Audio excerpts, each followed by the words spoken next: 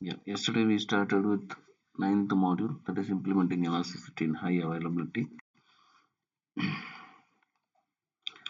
We discussed about architectural need of high availability, and we discussed about the reactive architectures.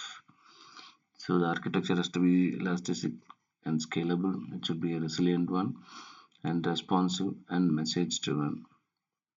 Then we discussed about compute resources, that what is in the elasticity, increasing the number of web servers whenever the traffic increases, and lowering the write capacity on your database when traffic goes down.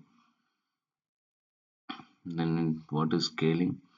That is used to achieve elasticity. Mainly we have two types of scaling: horizontal scaling and vertical scaling. Horizontal scaling is like adding the instances, and vertical scaling is changing or modifying the existing instances from T2 micro to T2 large. But this is T2 micro means T2 micro again adding one more T2 micro. Then we talk about auto scaling. So we have launches. It will automatically launch and terminate the instances. It can be launched across your availability zones, and first it will register in the load balancer. Then we have scaling options. We have schedule scaling, dynamic scaling, and predictive scaling. Schedule scaling is like, as I told, like January, February, or from which date to which time you want to do it. Or you can go for like instances morning to 9 o'clock to 6 o'clock you want the server to run. After that you can want to reduce the number of servers or turn it off. That also you can able to do. Dynamic scaling is based on the target tracking. That means you put a condition based on that it will increase or decrease. Predictive scaling is based on the workload.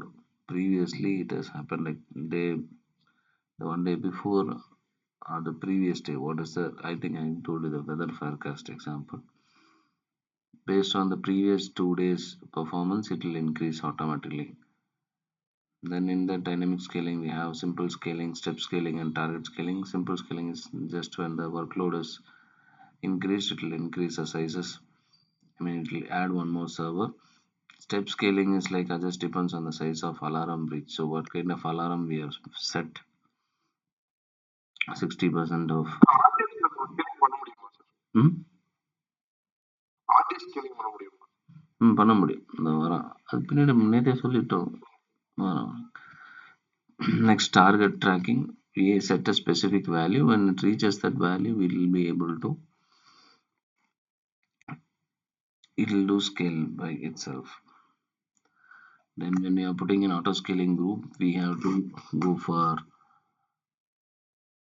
three options: minimize minimum capacity, maximum capacity, and desired capacity. We have to define. Based on that, it will increase or decrease. Then when we are doing auto scaling, the purchase options also we can put. We can either put on demand or reserved instance or spot instance also if you know in advance. Automatic scaling will consider five types. One is multiple types of auto scaling, simple step and target scaling, or multiple metrics, or when to scale and when to scale in. And we get to use lifecycle hooks also.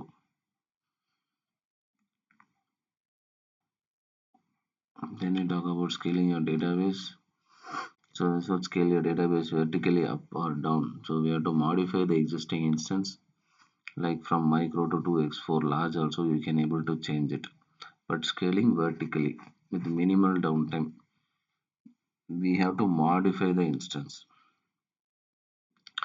Now RDS scaling will take read replica. RDS scaling will take read replica. So database also will support both vertical scaling, this one either from for example T2 micro to T2 large, or horizontal scaling means here in the database it is read replica. As we already know, RDS will be having 5 read replicas for one database. Up to 15 read replicas we can go if you are taking Aurora.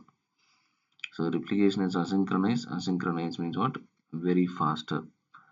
And it can able to support here all the 4 databases. And it can able to horizontally scale for very heavy workloads only. You will take this read replica.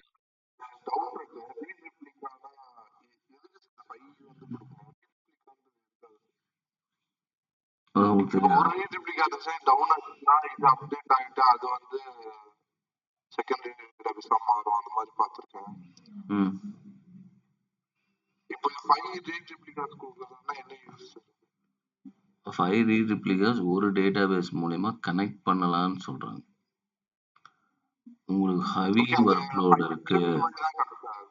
ஆமா, உங்களுக்கு ரொம்ப heavy work load இருக்கு அப்படின்னா நீங்க ஒரு read replica பத்தலை, அந்த speed பத்தலை, இனி நான் வந்து டிவைட் பண்ணும் அப்படின்னா நீங்க வந்து 5 வரையும் போகலாம் அப்படிங்கிறான். ஸோ எக்ஸாம்பிள் நீங்கள் ஒரு கடைக்காரராக இருக்கீங்க, ஒரு கஸ்டமர் வராரு, நீங்கள் மேனேஜ் பண்ணிடுவீங்க. ஓகேயா? ஒரே டைமில் 10 பேர் வரான், ஒருத்தன் டிலே ஆனால் என்ன பண்ணுவான், கோச்சிட்டு போயிடுவான். கரெக்டா? அப்போ நீங்கள் என்ன பண்ணுவீங்க, ஒரு ஆள் போடுவீங்க. ஓகே, ஆனால் இந்த ஆளுக்கு எதுவும் தெரியாது, எந்த பொருள் எங்கே இருக்குன்னு தெரியாது. கரெக்ட் தானே? ஸோ அதே தான் ரீட் ரிப்ளிகா. ரீடுனால ரீடு மட்டும் தான் பண்ண முடியும், ரைட் பண்ண முடியாது. மெயின் டேட்டாபேஸ் மேலே மட்டும்தான் ரீட் அண்ட் ரைட் பண்ண முடியும். ஓகே, இப்போ ஃபர்ஸ்ட் டைம் இந்த பையன் இருக்கார் இல்லையா, வேலைக்கு சேர்ந்த பையன், அவன் என்ன பண்ணுவான், லக்ஸ் சோப் எடுன்னு சொன்னால் அவன் என்ன எடுப்பான், அவன் போய் ஓனர்கிட்ட கேட்பான். ஐ மீன் சேர்த்து விட்டான்ல அந்த ஓனர்கிட்ட கேட்பான், அந்த மெயின் டேட்டாபேஸ்கிட்ட கேட்பான். அந்த ஆள் இங்கே இருக்கு அப்படின்னு சொல்லுவார். அப்போ ஃபர்ஸ்ட் டைம் இவன் வாங்கிட்டு மறுபடியும் கஸ்டமருக்கு இவன் தான் கொடுக்குறான். இப்போ நெக்ஸ்ட் டைம் இன்னொரு கஸ்டமர் அதே லக்ஸ் சோப்பு கூடன்னு கேட்டா இவன் போய் இங்கே கேட்பானா? இவனே தெரியும்ல, அதே தான். ஸோ ஒரு கொஷின் ஒரு தடவை இங்கே வந்துட்டா அதுக்கப்புறம் அடுத்து வர கொஷின் எல்லாத்தையும் இவனே பார்த்துக்குவான். ஓகே, ஸோ இப்போ ஒருத்தனை சேர்த்துட்டோம். இப்போ ஒருத்தனாலையும் வந்து இப்போ இவன் ரெண்டு கஸ்டமர் ஹேண்டில் பண்ணுறான், இவன் 2 கஸ்டமர் ஹேண்டில் பண்ணுறான். பட் 10-15 கஸ்டமர் ஒரே டைமில் வராங்க. அப்போ ஓனர் என்ன நினைப்பான், இந்த ஒர்க் லோடு பத்தாது. நீங்கள் பார்த்தீங்கன்னா இந்த பிஸி ஹோட்டல்ஸ்லாம் பார்த்தீங்கன்னா தெரியும், 24 ஹவர்ஸு பிஸியாக தான் இருக்கும் அந்த ஹோட்டல்லாம், வந்துக்கிட்டே இருப்பாங்க. அப்போ ஒரு எம்ப்ளாயி இருக்க மாட்டான். அப்போ அவன் என்ன பண்ணுவான், 3-4 பேரை போட்டான். ஸோ ஒரு டேட்டாபேஸ்க்கு இஃப் யூ ஆர் டேக்கிங் ஆர்டிஎஸ்ஐ எடுத்தால் 5 ரீட் ரிப்ளிகா வரையும் போகலான்னு சொல்கிறாங்க. ஓகே, அப்போ 5 பேரை போடும்போது என்ன ஆகும், என்னோட ஒர்க்கு எல்லா கஸ்டமரையும் ஒரே டைமில் சாட்டிஸ்ஃபை பண்ணிடலாம். மெயின் டேட்டாபேஸ் டவுன் ஆச்சுன்னா இப்போ இந்த ஓனர் எல்லாத்தையும் சொல்லி கொடுத்துட்டாரு. கரெக்டா? 80% அவர் சொல்லி கொடுத்துருப்பாரு. ஒரு 10 நாள்ல இவனுக்கு எல்லாத்துக்கும் எந்தெந்த இடத்துல என்னென்ன இருக்குன்னு தெரிஞ்சிருக்கும். கரெக்ட் தானே? இப்போ ஓனர் வெளியே போயிட்டார்.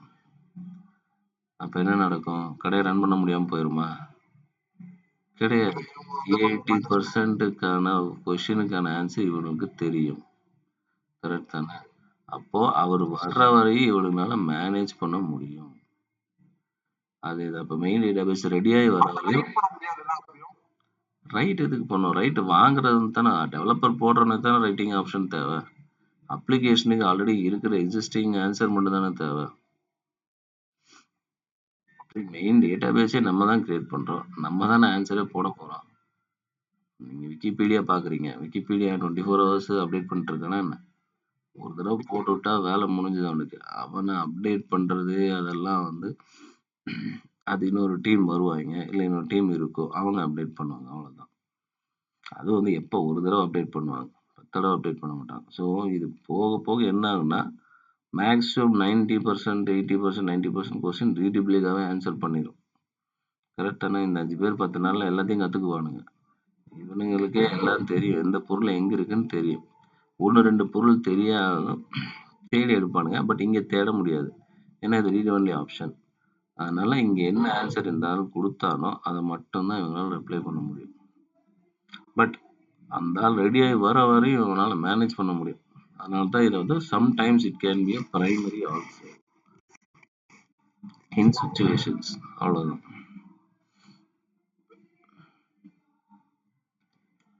Then scaling with Aurora. So Aurora, which I already told you, like 15 read replicas will be there. Already Aurora we'll have 15 copies. I mean double copies இருக்கும் Aurora. ஏன்னா Aurora already 6 copies இருக்கு இல்லையா, அந்த 6 copies plus one primary database can go up to 15 read replicas.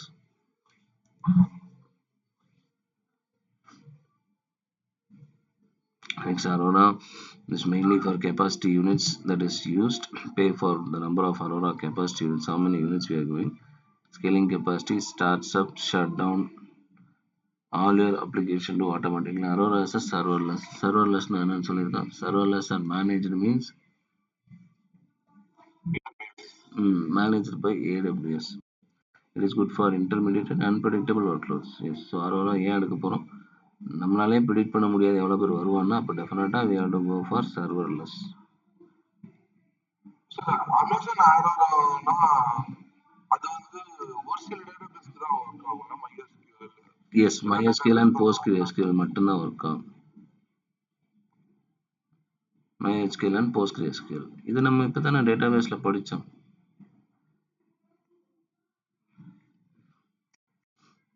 MySQL and PostgreSQL மட்டும் தான் support பண்ணும். Next what is invest ஸ்ட்ரெட்டிங் சொல்லி கொடுத்தோம் இல்லையா நேற்று. எங்க பாலா இருக்காரா, பாலா வரல, ஐமன். ஓகே, உங்களுக்கு ஸ்ட்ரெட்டிங் என்னன்னு தெரியும் இல்லையா? சக்திவேல், ஹலோ, கேக்குதா? சக்திவேல் கேக்குதா?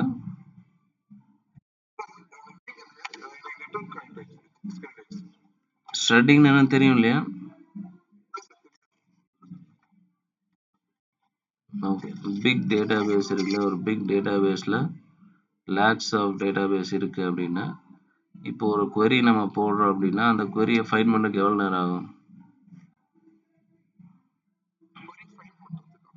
query போடுறீங்க, query போட்டு அது ரிட்ரீவ் ஆகி வரணும்ல, ஆன்சர் வரணும்ல. டேட்டாபேஸ் ரொம்ப பெருசாக இருந்தால் லேட் ஆகுமா?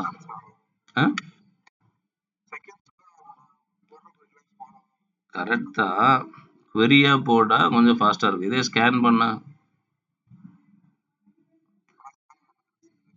ஓகே சார், ரெண்டு ஆப்ஷன் இருக்குது. உங்கள் டிவி ரிமோட் எடுத்துக்கலாம்.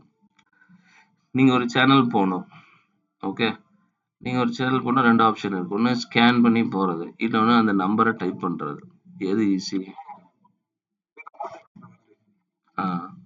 ஓகே. ஸோ பட் இங்கே இப்போ டேட்டாபேஸில் இப்போ லேக்ஸ் ஆஃப் டேட்டாபேஸ் இருக்குது. இதில் நான் ஒருத்தனை ஃபைன் பண்ணணும். எக்ஸாம்பிள் நம்பர் 4 ஆர் நம்பர் 24னு வச்சுக்கலாம். நம்பர் 24. ஓகே, இப்போ இந்த டேட்டாபேஸில் 1 lakh டேட்டாபேஸ் இருக்குது. லெட் அஸ் கீப் தென் 24,000 வச்சுக்கலாம்.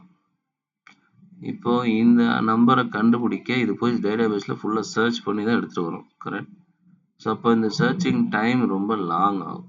ஏன்னா 1 lakh டேட்டாபேஸ் இருக்குது, அது லோட் ஆகணும் ஃபர்ஸ்ட் ஆஃப் ஆல். அந்த டேட்டாபேஸ் நீங்கள் கூகுள் ஷீட்லேயே நிறைய டேட்டா போட்டிங்கன்னா அது லோட் ஆகும், கொஞ்சம் லேட் ஆகும், கரெக்ட்? ஸோ இப்போ இந்த டேட்டாபேஸ் என்ன பண்ணுறோம், சரி இந்த ஒரு ட்ராபேக், இந்த டிலேவை ரெடியூஸ் பண்ண இந்த டேட்டாபேஸை ரெண்டாக பிரிக்கிறோம். ஒன்று ஈவன் நம்பர்ஸ், அனதர் ஒன்று ஆட் நம்பர்ஸ்.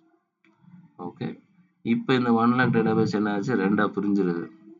இப்போ இந்த queryல நம்ம அந்த நம்பரை டைப் பண்ணும்போது when it starts with an even number என்ன ஆகும், ஆட்டோமேட்டிக்காக ஈவனோட டேபிளுக்கு போயிடும். அப்போ என்ன ஆகும், இந்த 1 lakh நான் ஸ்ப்ளிட் பண்ண தேவையில்லை, மறுபடியும் 50,000 நான் சர்ச் பண்ணால் போதும். ஓகே, இப்போ இந்த delay will get reduced, right? So இதான் வந்து ஸ்டார்டிங். அதாவது ஒரு டேட்டாபேஸை ரெண்டாக பிரிக்கிறது, பட் இட் லாஜிக்கல் பாயிண்ட், ஒரு லாஜிக்கல் பாயிண்ட் ஆஃப் வியூவில் பிரிக்கிறோம். இங்கே வந்து என்ன லாஜிக்னா ஈவன் அண்ட் ஆர்டர்னு பிரிக்கிறோம். பார்த்தீங்கன்னா எம்ப்ளாயி ஐடி, ஒரு எம்ப்ளாயோட ஐடியை வந்து ரெண்டு டேட்டாபேஸாக பிரிக்கிறோம். Employee IDs in one database splitting into large chunks, even numbers split into one in a database, odd numbers on database. In circumstances, sharding improves write performance also. நம்ம புதுசாக எழுதுறதுக்கும் நம்ம அது ஈஸியாக இருக்கும், ரிட்ரீவ் பண்ணுறதுக்கும் ஈஸியாக இருக்கும். அதனால் ஷட்டிங் யூஸ் பண்ணுறோம்.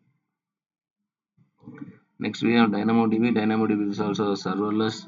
So DynamoDB on-demand pay-per request, but DynamoDB is a serverless, so it is having an automatic scaling option by default. Default all new tables will have automatic options.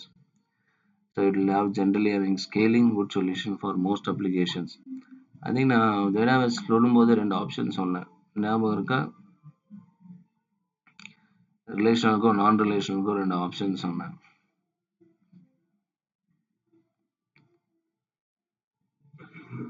என்னென்ன example சொன்னேன்னு இருக்கா? இது வந்து banking application, அது வந்து இன்ஸ்டாகிராம்னு சொன்னேன். ஞாபகம் இருக்கா? இந்த டேபிள் சொன்னேன். ஸோ இதில் query ஆப்ஷன் இருக்கும், இதில் query and scan, இதில் DynamoDB ரிலேஷனல் டேட்டாபேஸ், இது RDS and Aurora, இது DynamoDB. ஸோ இது rows, columns, இது key values, everything. ஸோ இது வந்து DynamoDB is a serverless. DynamoDB is a serverless. இதில் RDS serverless கிடையாது, Aurora is serverless. ஸோ DynamoDBக்கு காம்பீட் பண்ணுங்கிறதுக்காக தான் அரோரா கொண்டு வந்தாங்க. பட் அரோரால என்ன ஃபால்ட்னா, அது வந்து only follow with SQL.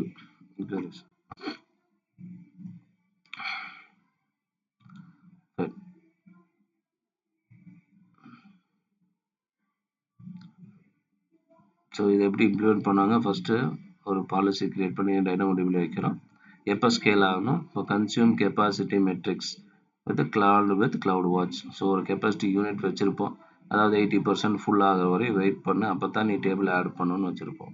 80% full ஆச்சுன்னா கிளவுட் வாட்ச் பார்த்துட்டே இருக்கும். பார்த்தோன்னே அது ஆட்டோ ஸ்கேலிங்கோட ஆன் பண்ணி விட்டுரும். ஆன் பண்ண உடனே இந்த டேபிள் அப்டேட் ஆயிரும். Update table request, update table வந்து இங்கே அப்டேட் ஆயிரும். நான் நேற்று வேர்ட் டாக்குமெண்ட் பற்றி சொல்லிட்டு இருந்தேன். சேம் திங், இது ஸ்கேலிங் பண்ணுறதுக்கு முன்னாடி உங்களுக்கு ஒரு எஸ்எம்எஸ்ஸாக சென்ட் பண்ணணும்னா நீங்கள் கிளவுட் வச்சு ஒரு எஸ்என்எஸ் சென்ட் பண்ணி மறுபடியும் எஸ்என்எஸ் டாப்பில் செட் பண்ணால் அது யூசருக்கு வந்துடும். யூசருக்கு ஒரு அப்டேட் வந்துடும், இந்த மாதிரி ஸ்கேல் பண்ணுறோம் அப்படின்னு சொல்லி வந்துடும். Then scaling throughput capacity, dynamic adaptive கெப்பாசிட்டினா நம்ம 100ன்னு போட்டோம்னா 100 ஃபுல் ஆனாலும் கூட அது வந்து நம்மளோட கமெண்ட்டுக்காக வெயிட் பண்ணாது, அதுவாக இன்க்ரீஸ் பண்ணிடும். அதான் அடாப்டபிலிட்டி. அடாப்ட்னா என்ன? அடாப்டிவ். ஆமாம், அடாப்ட் பண்ணிக்கிறது, அந்த சுச்சுவேஷன் நம்மளை அடாப்ட் பண்ணிக்கிறது. சேம் திங் இங்கே எக்ஸாம்பிள், இப்போ டோட்டல் ப்ரொவிஷன் வந்து பார்ட்டிஷன் 1 2 3 4ல் வந்து 100 டிசின்னு கொடுத்துருக்காங்க. இது வேறு டேட்டாபேஸ், இது பற்றி இப்போது இது ஹெச்ஆர், இது சேல்ஸு, இது வந்துட்டு ஐடி, இது ஆப்ரேஷன்ஸ். இப்போது ஆளாளுக்கு ஒரு டேட்டாபேஸ் வச்சுருக்காங்க. இப்போது இதில் 4வது காலம் ஃபுல் ஆயிடுச்சு. தட் இஸ் ஆப்ரேஷன் ஃபுல் ஆயிடுச்சு. ஆப்ரேஷன் ஃபுல் ஆயிடுச்சுங்கிறதுக்காக ஆப்ரேஷனோட டேட்டாவை தூக்கி நம்ம இங்கே போட முடியுமா? அப்போ என்ன ஆகும்? இது வந்து நமக்கு தெரியல, இது ஃபுல் ஆயிடுச்சுங்கிறது தெரியல. ஆனால் what AWS will do? AWS will put an more adaptive, increase the scale. Even though நம்ம 100 யூனிட்ஸ் தான் கொடுத்துருந்தாலும் சுச்சுவேஷன் ரொம்ப ரேராக போயிடுச்சுன்னா அந்த த்ராட்டில் நெக் சுச்சுவேஷன், அந்த த்ராட்டில் வந்து வராது, த்ராட்லிங் இருக்காது, அதுவாக இன்க்ரீஸ் பண்ணிடும். உங்களுக்கு எப்போ தெரியும்? ரவுண்ட்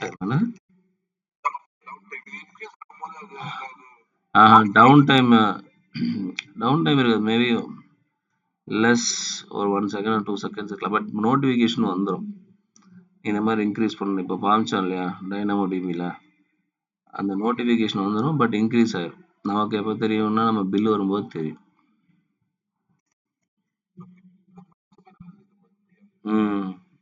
எஸ், பஸ்டபிள் கேஸ் மாதிரி. Then we talk about high availability, securing environment, high availability.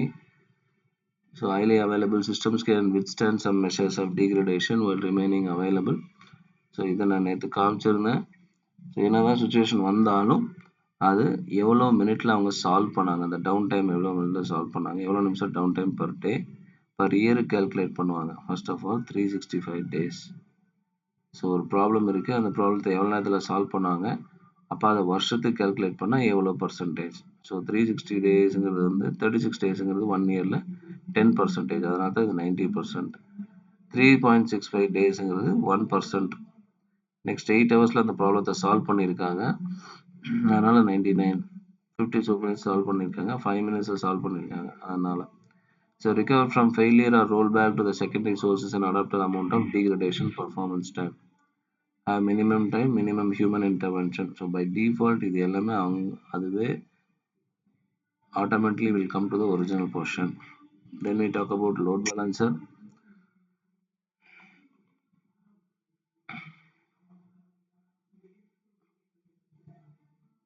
Load balancer is mainly to distribute the workload.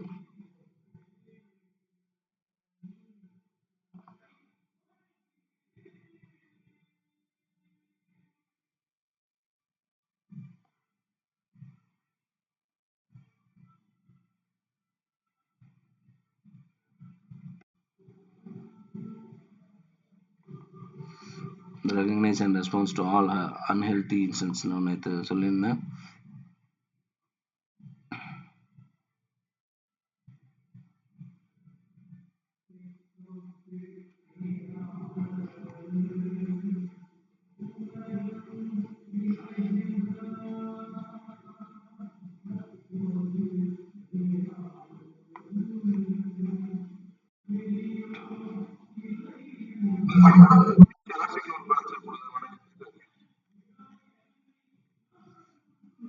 அது ஒரு டாஸ்கை பண்ணிடும், அவ்வளோதான்.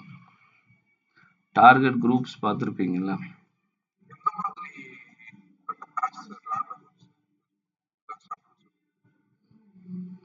ஒரு நிமிஷம்.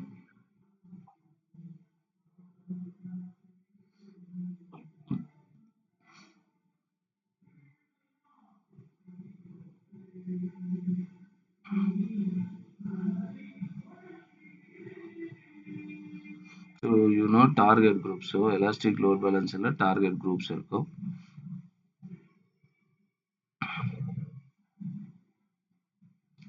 ஸோ டார்கெட் குரூப்ஸில் இருக்கிற 4 இதுக்கு மட்டும்தான் போகும்.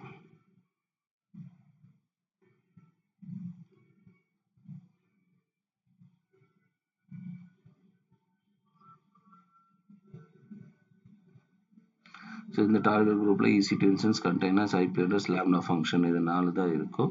இந்த 4க்கு மட்டும்தான் இந்த லோட் பேலன்ஸர்னால டிராஃபிக்கை சென்ட் பண்ண முடியும். ஓகே, ஃபஸ்ட்டு இந்த டிராஃபிக் சென்ட் பண்ணுறதுக்கு முன்னாடி இது எல்லாமே எந்த இதாவது ஹெல்த் கண்டிஷன் நல்லா இல்லையான்னு செக் பண்ணும். ஏதாவது அன்ஹெல்த்தி கண்டிஷனில் இருக்கான்னு செக் பண்ணிட்டு தான் அதை அலோவ் பண்ணும். இப்போ என்னன்னா ஒர்க் லோடை பொறுத்தும் ப்ளஸ் வந்து எந்த கொஷின் யாரால் ஆன்சர் பண்ண முடியும் அதை பொறுத்தும் இருக்கு. ஓகே, இப்போ வந்துட்டு டாக்டர்ஸ்னு எடுத்துட்டா நீங்கள் ஒரு பெரிய ஹாஸ்பிட்டல் போனீங்கன்னா அங்கே கைனகாலஜிஸ்ட்டு, கார்டியாலஜிஸ்ட்டு, அப்புறம் பீடியாட்ரிஷியன், அந்த மாதிரி தனித்தனியாக இருப்பாங்க. கரெக்டாக?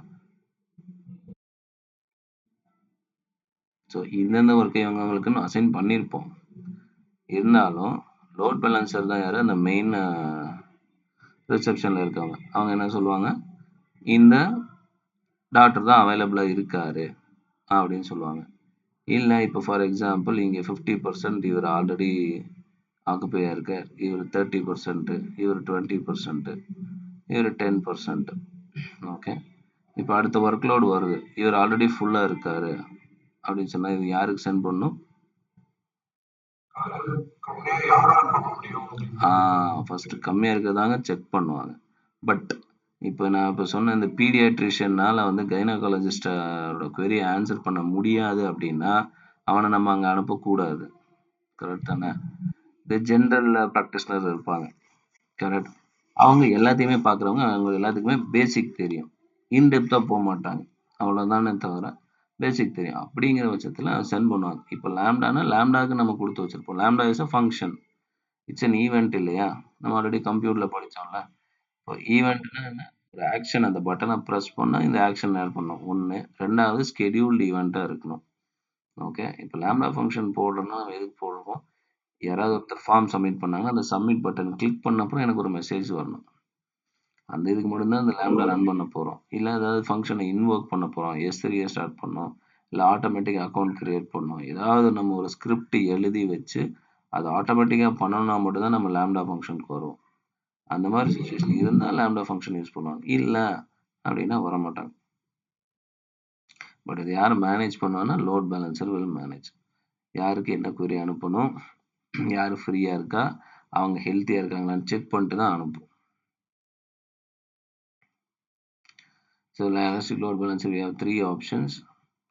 One is application load balancer, network load balancer, classic we discussed. HTTP, HTTPS traffic இது ஹேண்டில் பண்ணும். இது TCP, UDP, TLS plus its millions of requests நம்ம இங்கே பார்த்தோம் இல்லையா cloud practitioner-ல. கிளவுட் ப்ராக்டிஷனரில் நீங்கள் பார்த்துருப்பீங்க. நான் அனுப்பிச்ச மெயிலில் இருக்கும். மைக்ரோ சர்வீஸ் அண்ட் கண்டெய்னர்ஸ் இது பார்க்கும். இதில் network will handle millions of requests per second. Load balancer is an old generation one which can handle both. Before இது வர்றதுக்கு முன்னாடி, இது ரெண்டும் வர்றதுக்கு முன்னாடி கிளாசிக் தான் இருந்தது. பட் அது வந்து இப்போ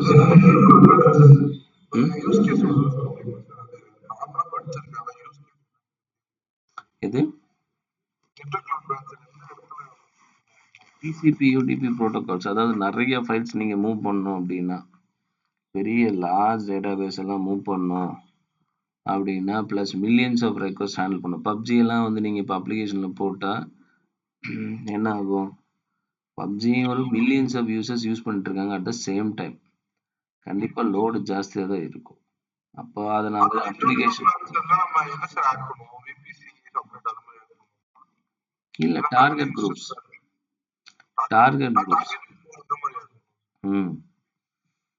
நம்ம இது முடிச்சுட்டு வேணா அந்த லேப் பார்த்துலாம். ஹை அவைலபிலிட்டி லேப் வேணா பார்க்கலாம். பட் அது ஒரு 1 hour ஆயிரும். ஓகே, நான் சொல்றேன், நீங்க வேணா பண்ணுங்க, பண்ணி முடிச்சிடலாம்.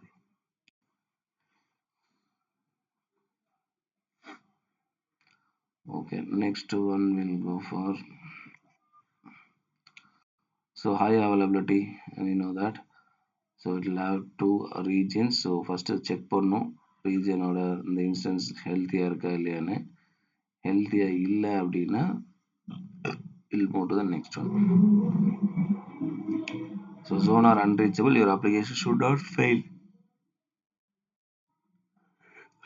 Next, high availability, all inbound public traffic which is going to your public subnet, internet gateway, load balancer, then it will go for instances in the public subnet. Other inbound private traffic also is there. From public subnet it will go to another load balancer which is connected to the private subnet.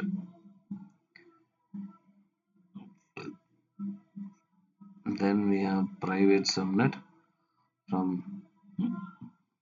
private subnet to public subnet and internet gateway, it's an outbound private traffic, because we already know subnet only can able to reach the internet, not the people outside can able to reach the private. Then normal demonstration of architecture. So first one, internet gateway, application load balancer. Load balancer is connected to auto scaling. Auto scaling is diverged across 2 availability zones. Then we talk about Route 53, which will convert as a DNS service. It translates all your domain names into IP address. It will mainly route the traffic to the healthy endpoints. So நேற்றே சொல்லியிருந்த மாதிரி load பேலன்ஸருக்கும் route 53க்கும் 2 difference, ஒரே ஒரு difference, main difference இருக்குது. ரெண்டுமே health checkups பண்ணும். ஓகே, பட் லோட் பேலன்ஸர் என்ன ஹெல்த் செக்அப் பண்ணும்? Only the target group compute சர்வீசஸை மட்டும்தான் செக் பண்ணும், ஹெல்த் செக்அப் பண்ணும். பட் ரவுட் 53 த என்டையர் ஆர்கிடெக்சரையும் செக் பண்ணும். ஏதாவது எண்ட் பாயிண்ட்ஸ் வந்து மிஸ் ஆயிருக்கு இல்லை தப்பா இருக்கு அப்படின்னா it will not allow the users and it will have multiple routing policies also. As you already know, we have simple routing, weighted routing, latency, geolocation, geoproximity, failing, multi-value answered as well. So high availability DNS, first இவங்க பார்த்தா நான் இப்போ சொன்ன மாதிரி user வராங்க, user வந்து route 53 தான் first reach பண்ணுவாங்க. ரவுட் 53 ஃபர்ஸ்ட் போய் எல்லா பாயிண்ட்டும் கரெக்டாக இருக்கான்னு செக் பண்ணும். இப்போ இங்கே பார்த்தீங்கன்னா இது ஏன்னு போட்டிருக்கு, ஏன்னா இந்த ரவுட் எலாஸ்டிக் லோட் பேலன்சர் இங்கே கனெக்டே ஆகலை. ஸோ இந்த ரவுட்டுக்கு சான்ஸ் பண்ண முடியாது. ஸோ இது ப்ரைமரி, இது செகண்டரி. இப்போ ரவுட் 53 என்ன பண்ணும்? டிஎன்எஸ் செக்அப் செகண்டரியில் பண்ணும். செகண்டரி எல்லா கனெக்ஷனும் கரெக்டாக இருக்குது. அப்போ என்ன பண்ணும்? இந்த யூசரை இங்கே செகண்டரிக்கு அலோவ் பண்ணு.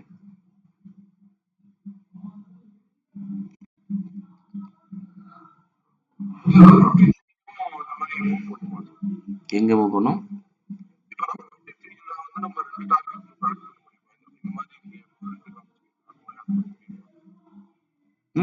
இது ரீஜியன் 1, இது ரீஜியன் 2. அதாவது இது ஒரு லொகேஷன், இது யூஎஸ்னா இது இந்தியா, அந்த மாதிரி லொகேஷன் நீங்க வேற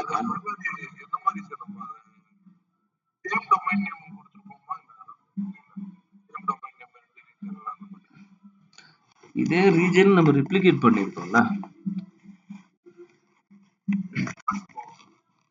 சரி, நீங்க ரெப்ளிகேஷன் போட்டிருந்தீங்கன்னா என்ன இருக்கும்? ரீஜன் ரெப்ளிகேஷன் இருக்கு இல்லையா? கிராஸ் ரீஜன் ரெப்ளிகேஷன் படிச்சிருப்பீங்கல்ல? கிராஸ் ரீஜன் ரெப்ளிகேஷன் என்ன அர்த்தம்? நீங்க இங்க என்னெல்லாம் பண்றீங்களோ அது எல்லாமே அங்கேயும் பண்ணிருப்பீங்க. ஆமா. அப்ப அதோட ரவுட் 53 மட்டும் சிங்கிளா கொடுத்துருப்பீங்க இந்த ரீஜன் சொல்லி. அப்ப என்ன ஆகும்? ரவுட் 53 ஃபர்ஸ்ட் செக் பண்ணும். எந்த ஜோன் அவைலபிளா இருக்கு, எந்த ஜோன் கரெக்டா இருக்குன்னு செக் பண்ணும். ம்ஹும்.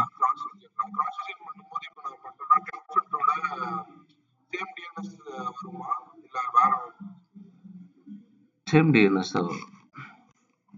டிஃப்ரெண்ட் கொடுத்தா அப்புறம் எப்படி யூசர் ரீச் ஆக முடியும்? யூசர் ரீச் ஆக முடியாது டிஃப்ரெண்டா கொடுத்தா.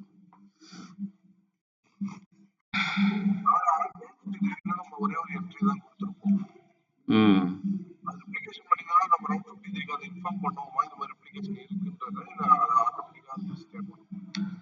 ரெப்ளிகேஷன் இல்ல, இன்னொரு ரீஜன் நம்ம கனெக்ட் பண்ணிக்கோங்கிறது நம்ம ரவுட் 53 அதே கொடுக்கணும். அப்பதான் அதுக்கு தெரியும். ம் அது நம்ம ரெப்ளிகேஷன் பண்ணா தானே, நம்ம ஏதாவது ரெப்ளிகேஷன் பண்ணா நமக்கு காஸ்ட் ஆகும்ல டக்குன்னு. நம்ம நீங்க ஏதாவது கிளைண்ட் எதுவும் கிடைச்சதுன்னா அதெல்லாம் நீங்க செக் பண்ணி பார்க்கலாம். பட் அதுவும் எல்லாம் ரெக்கார்ட் ஆகும்ல. நீங்க எதுக்கு தேவையில்லாம அந்த ஜோன் போனா, ஏன்னா இது காஸ்டிங் இல்லையா?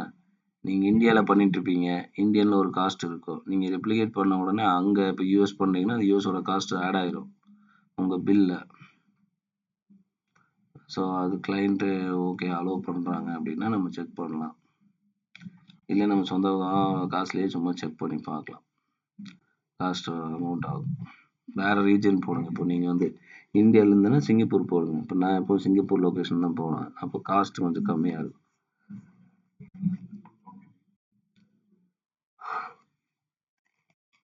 Okay. Yesterday we stopped here. Now we'll go for the one monitoring. So monitoring na எது monitor பண்ணும்? Monitoring tool என்ன? CloudWatch. So monitor usage and operations performance. So எதுக்காக monitor பண்ணும்? To check your operational health, whether all the devices, services, resources, everything is proper, healthy condition or not. That's what operations. Again, resources utilized properly or not. We have taken multiple resources, but whether it is utilized properly or not. Next, all this utilization, resource and health, everything is performing, making sure the application is performing well, and you'll have a security auditing as well.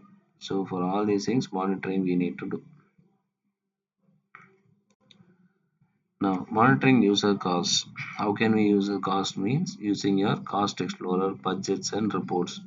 From that you can able to have a detailed report.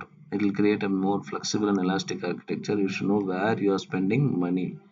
Yes, right. We used to calculate how much money we are spending in a month, how much we are using, all those things. Same thing. Here we can able to use with the help of your billing report.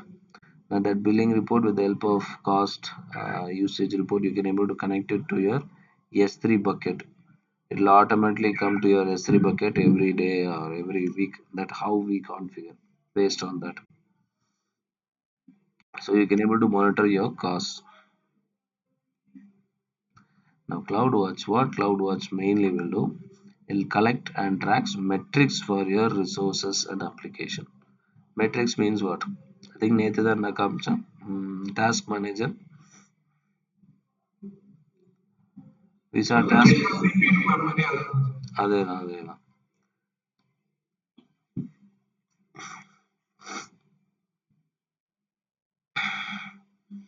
நீங்க already cloud watch பார்த்துருப்பீங்க உங்களோட அக்கௌண்ட்ல. So இப்போ அதில் வந்து metrics இருக்குது நம்மக்கிட்ட. இப்போ உங்களோட டாஸ்க் மேனேஜர் பார்த்தீங்கன்னா நீங்கள் என்னென்ன சர்வீசஸ் எல்லாம் யூஸ் பண்ணுறீங்க, அது எவ்வளோ பர்சன்ட் யூஸ் பண்ணுறீங்க, ஹவு இட் இஸ் யூட்டிலைஸ்ட், இது எல்லாமே வந்து தெரியும். கரெக்ட் தானே?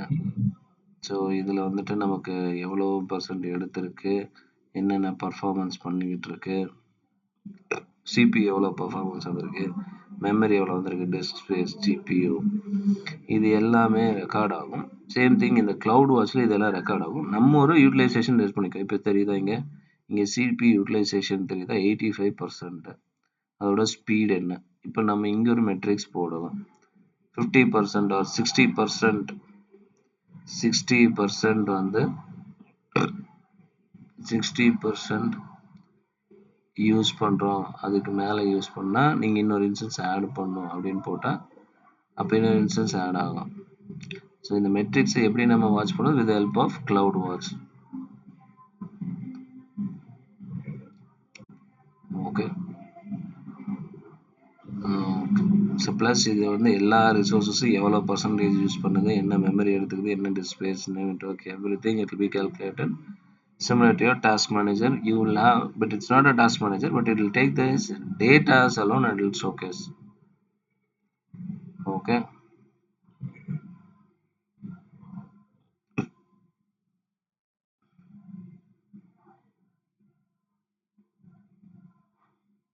Next, it helps you to correct, correlate, visualize and analyze metrics and logs. So metrics and logs உங்களுக்கு analyze பண்ணியும் காமிக்கும்.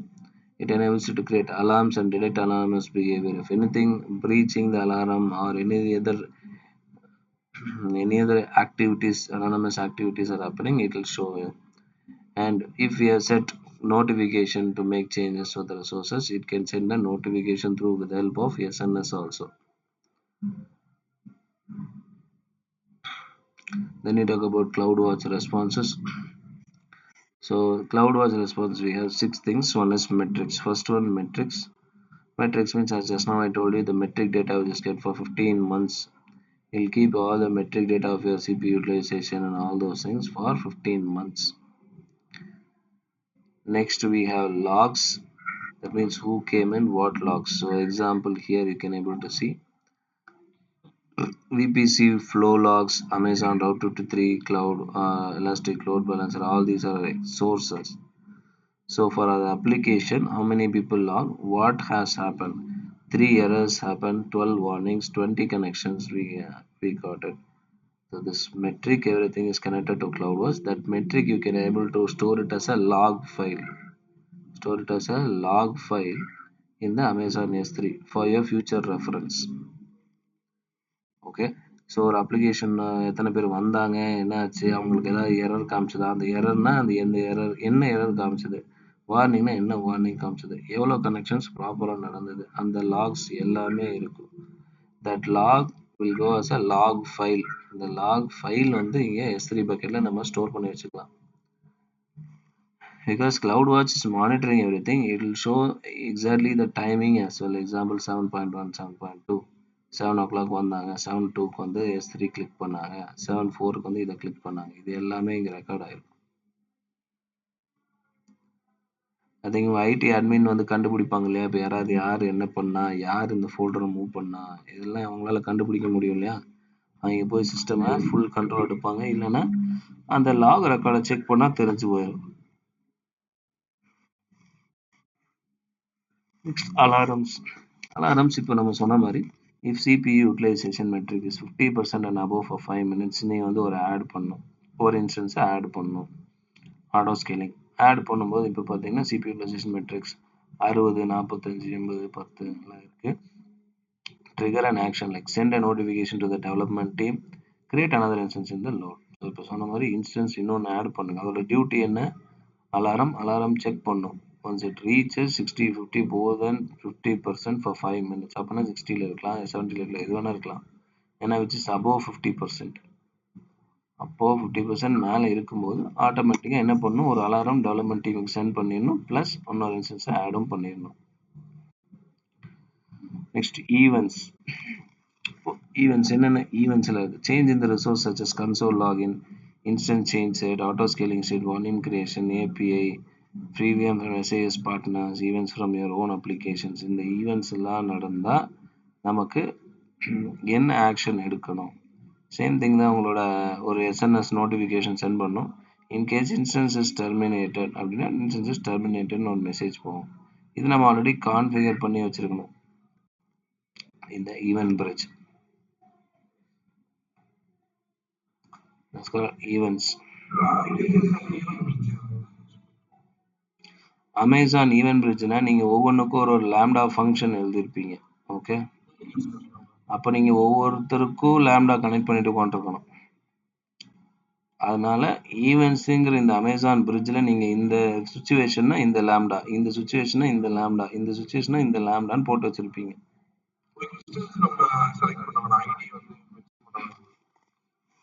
ஐடி இல்லை,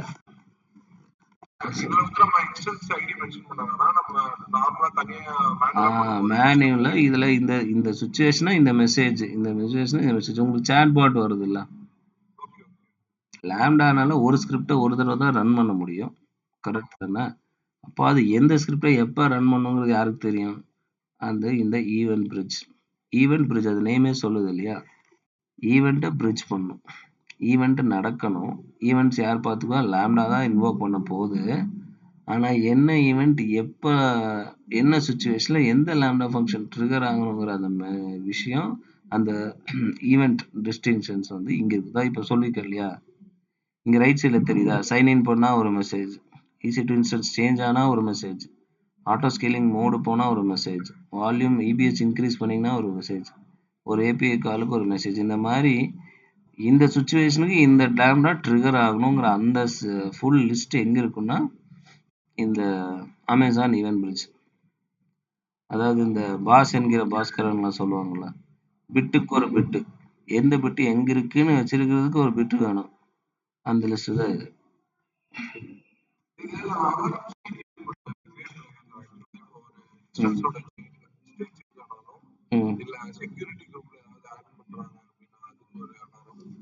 அது மல்டிபிள்ஸ் வச்சிருப்பீங்க, இங்க ரூலா வச்சிருக்கீங்க, அவ்வளவுதான்.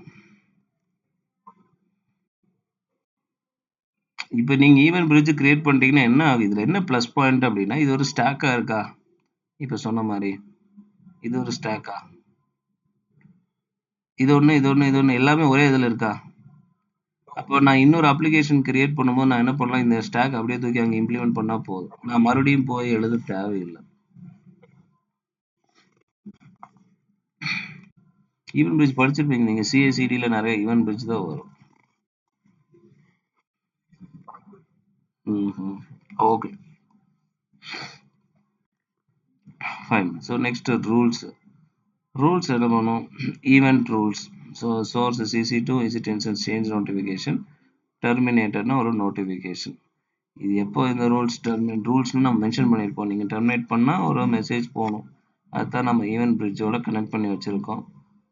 ஒன்ஸ் டெர்மினேட் ஆகிட்டா ஒரு மெசேஜ் போகும். ஸோ இது ரூல்னா என்னது போட்டுக்குன்னா, நீ எப்போ சேஞ்ச் ஆனாலும் எனக்கு நோட்டிஃபிகேஷன் கொடுக்கணுங்கிறது ரூல்.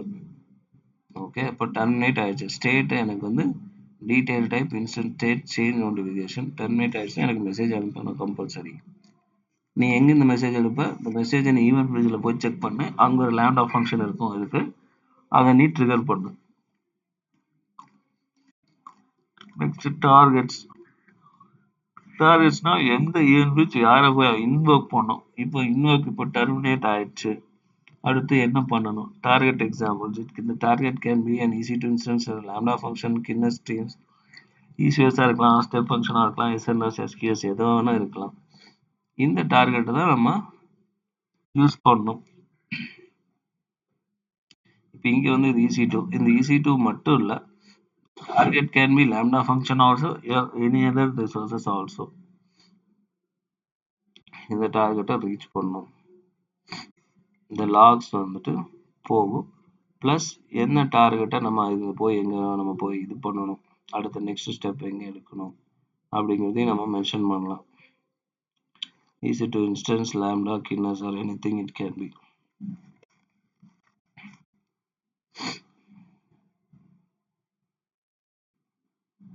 நான் இங்கே பார்த்தீங்கன்னா உங்களுக்கு புரியும். இப்போ how do CloudWatch and Event Bridge works? So CloudWatch resource that uses CloudWatch your custom data. நீங்கள் ஒரு CPU பர்சன்டேஜ் போட்டிருக்கீங்க, read throughput write throughput, CloudWatch metric set பண்ணியிருக்கீங்க, மேபி 60% வச்சுக்கலாம். இப்போ அமேசான் CloudWatch இந்த இன்ஸ்டன்ஸை மானிட்டர் பண்ணிட்டு இருக்கோம், உங்கள் ரிசோர்ஸஸ் எல்லாத்தையும் மானிட்டர் பண்ணிட்டு இருக்கோம். நீங்கள் ஆல்ரெடி ஈவெண்ட் ஒன்று எழுதி வச்சிருக்கீங்க, இந்த ஈவெண்ட் ஹேப்பன் பண்ணும், அதுக்கு ஒரு ரூல், இது 60% ஆனால் மட்டும்தான் இந்த ஈவெண்ட் ட்ரிகர் ஆகும். அதுக்கு ட்ரிகர் ஆகிறதுக்கு நமக்கு லேம்டா ஃபங்க்ஷன் தேவை. இப்போ சொன்னேன் இல்லையா, லேம்டா ஃபங்க்ஷன் தேவை. நெக்ஸ்ட்டு கிளவுட் வாட்ச் அலாரம் நம்ம செட் பண்ணிக்கலாம். என்னென்ன இந்த சேஞ்ச் ஆகும்போது எனக்கு ஒரு எஸ்என்எஸ் நோட்டிஃபிகேஷன் சென்ட் பண்ணும். யாருக்கு? யூசருக்கு. இன்கேஸ் இது ஒரு எக்ஸாம்பிள் சிபி யூட்டிலைசேஷன் 60க்கு மேலே இருந்து அது 5 மினிட்ஸ் மேலே 60க்கு மேலே ரூல் படி 5 மினிட்ஸ் ஆவரேஜாக இருந்தால் என்ன ஆகணும்? எனக்கு ஒரு ஆட்டோமேட்டிக் நோட்டிஃபிகேஷன் வரணும். அதுக்கு லேம்டா யூஸ் ஆகும். ப்ளஸ் என்ன பண்ணணும்? எனக்கு ஆட்டோ ஸ்கேலிங் ஆன் ஆகணும். ஆட்டோ ஸ்கேலிங் ஆன் ஆனால் என்ன ஆகும்? ஒரு புது இன்ஸ்டன்ஸ் ஆட் ஆகும். அந்த புது இன்ஸ்டன்ஸ் ஆட் ஆகிறத பற்றின நோட்டிஃபிகேஷன் ஆல்ரெடி ஒரு 1 செகண்ட் முன்னாடி தான் உங்கள் யூசருக்கும் சென்ட் பண்ணியிருப்போம். ப்ளஸ் இதெல்லாம் போக ஆட்டோமேட்டிக்காகவே கன்சோல், அதாவது அமேசான் கிளவுட் வாட்சில் ஆல்ரெடி உங்கள் ஸ்டாட்டிஸ்டிக்ஸ் அவைலபிளாக இருக்கும். உங்களோட சிபி யூட்டிலைசேஷன் இவ்வளோ போயிட்டு இருந்தது, அப்போ ஆவரேஜாக 60 இவ்வளோ வந்துட்டு இருந்தப்போ டக்குன்னு இன்னொரு இன்ஸ்டன்ஸ் ஆட் ஆயிடுச்சு. அந்த ஸ்டாட்டிஸ்டிக்ஸு எல்லாமே நம்ம கன்சோல் பேஜில், ஐ மீன் ஏடபிள்யூஎஸ் கிளவுட் வாட்சில் ஓட பேஜில் போய் பார்க்க முடியும்.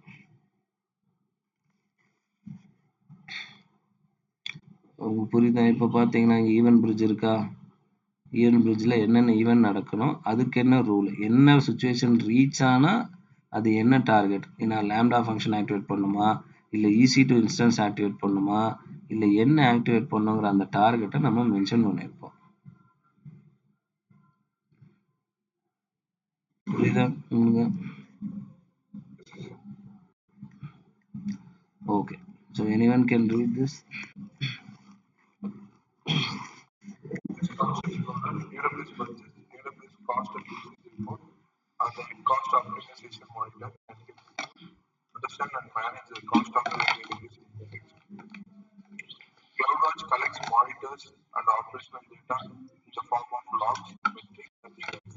It visualizes the data by using automated dashboards, so you can get a unified view of your AWS resources, applications and services that run in AWS and all services.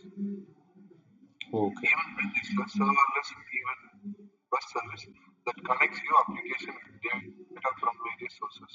Even when delivers a stream of the real-time data from your own application, SaaS application on AWS services, then routes the data to targets. Okay, coming to the end of this section, we discussed about auto scaling, load balancer, Route 53, and high availability environment and CloudWatch. Complete the knowledge check. We go for a web. Yeah, a web application enables out customers to upload orders to an S3 bucket. The resulting Amazon S3 event trigger a Lambda function that inserts a message into the SQS queue. A single EC2 instance reads the messages from the queue, processes them, and stores them in the DynamoDB table, partitioned by unique order ID. Next month, traffic is expected to increase by a factor of 10, and the solution architect is reviewing the architecture for possible scaling options, scaling problems. So, which component is most likely to need to re-architecting to be able to scale accommodate to the new traffic?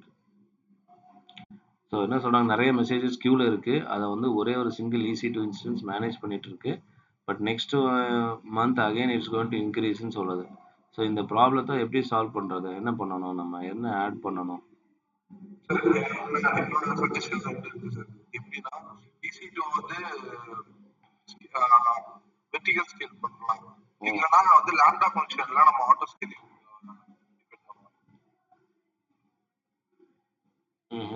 Okay.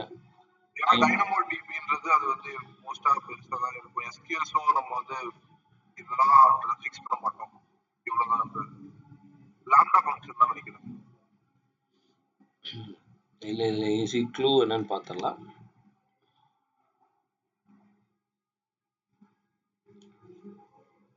Clue என்ன, use பண்ணி auto scale பண்ணலாம். But என்ன increase பண்ணணும் ஆக்சுவலாக அந்த lambda function நம்ம அது வந்து 1 செகண்ட் ஜாவ், அது வந்து மெயின் ஃபங்க்ஷன் கிடையாது. ஆன்சர் என்ன? அதான் சொல்றேன் சார், எப்படியும் நம்ம இன்ஸ்டன்ஸ் தான் இன்க்ரீஸ் பண்ண போறோம், அது வந்து லாம்டா ஃபங்க்ஷன் யூஸ் பண்ணி பண்றோம்னு நான் சொல்லியிருந்தேன். அது ஆட்டோ ஸ்கேலிங் போட்டோன்னே ஆயிரும். நம்ம லாம்டா ஃபங்க்ஷன் ஆட்டோ ஸ்கேலிங் போட்டால டிஃபால்ட்டாக அதுதான் போய் இன்க்ரீஸ் பண்ணிடும். Okay fine. ஐ திங்க் உங்கள் லேபில் நான் ஒரு மெயில் அனுப்பிச்சிருப்பேன். அந்த லேப் மெயில்ல 5th ப்ராஜெக்ட் ஓப்பன் பண்ணுங்க. ஹை ஸ்கேலபிள் அண்ட் அவைலபிலிட்டின்னு ஒரு லேப் அமைச்சிருப்பேன் பாருங்க.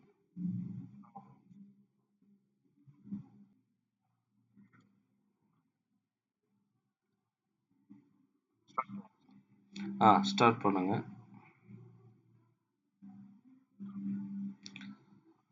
ஃபர்ஸ்ட் VPC கிரியேட் பண்ணுங்க.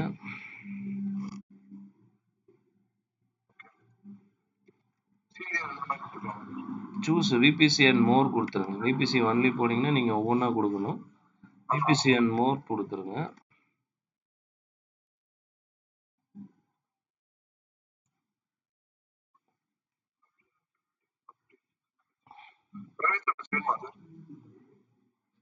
பிரைவேட் சப்நெட்ஸ் வேணும். அவைலபிலிட்டி ஜோன் அவைலபிலிட்டி ஜோன் 1ல கொடுங்க. என் பாயிண்ட் வந்து அவைலபிலிட்டி ஜோன் என் பாயிண்ட்ஸ்.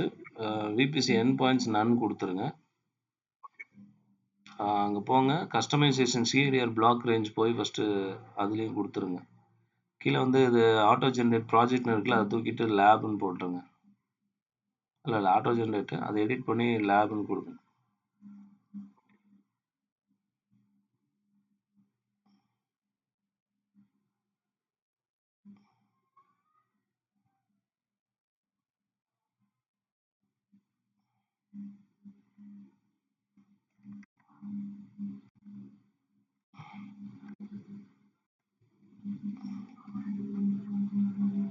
லேப் VPCன்னு கொடுத்துட்டீங்களா?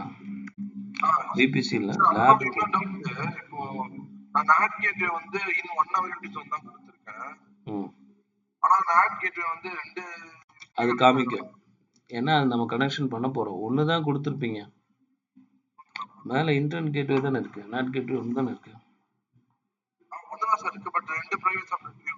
அது நம்ம இனிமே தான் கனெக்ட் பண்ண போறோம். ஃபர்ஸ்ட் நம்ம லான்ச் பண்றதுக்கு ஃபர்ஸ்ட்ல போடுவோம்.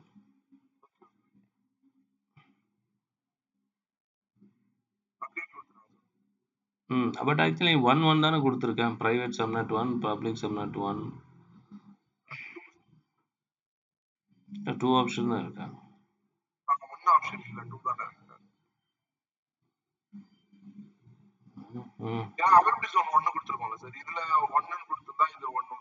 ஒன் கொடுங்க. 1 கொடுங்க.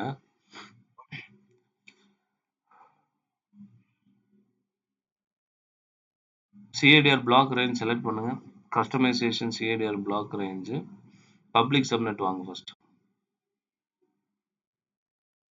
பப்ளிக் சப்நெட் கீழே இருக்குல்ல.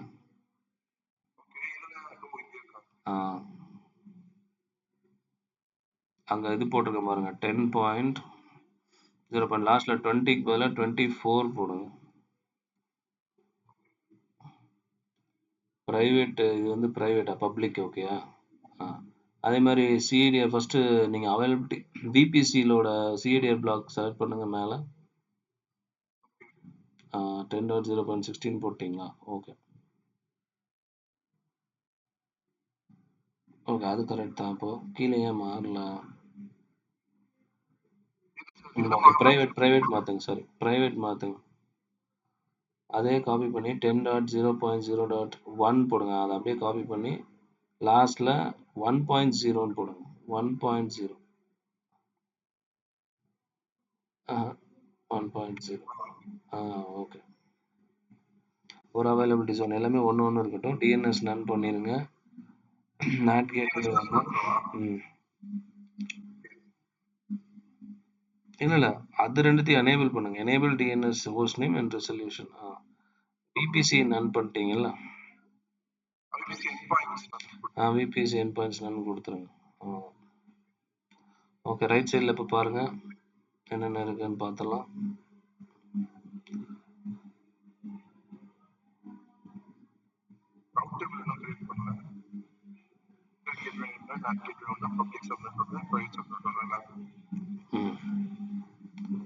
ஓகே பண்ணிடலாம்.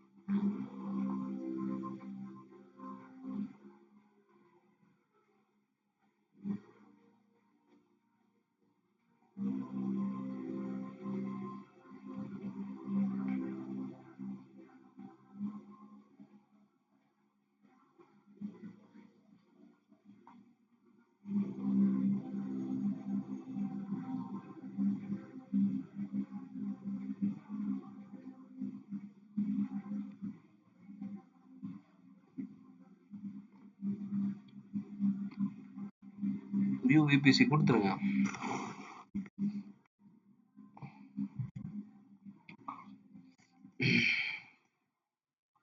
Okay, lab south 1 2 private doubt table not கேட்டு கேட்டு.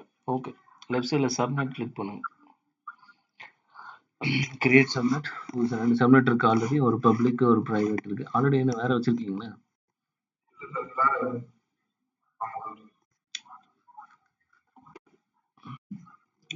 அது லேப் ஐஃபன் சப்நெட். நீங்கள் இது பப்ளிக்கா ப்ரைவேட்டா நம்ம எப்படி தெரிஞ்சுக்க? ப்ரைவேட்டா பார்த்துட்டீங்களா? ஒன் டாட் கொடுத்து ப்ரைவேட் கொடுத்துருந்தீங்களா? ப்ரைவேட் 1ன்னு போட்டுங்க. அப்போ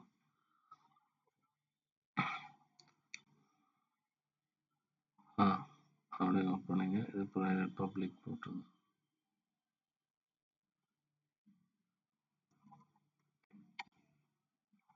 பப்ளிக் சொல்லுங்க.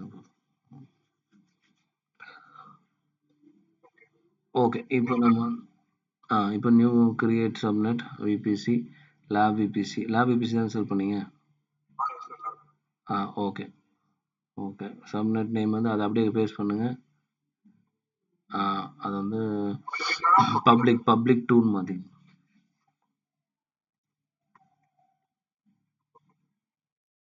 நீங்கள் availability zone number 2 south 1B போடுங்க. இந்த நம்பர் வந்து சிஐடிஆர் பிளாக் வந்துட்டு 10.2.0/24.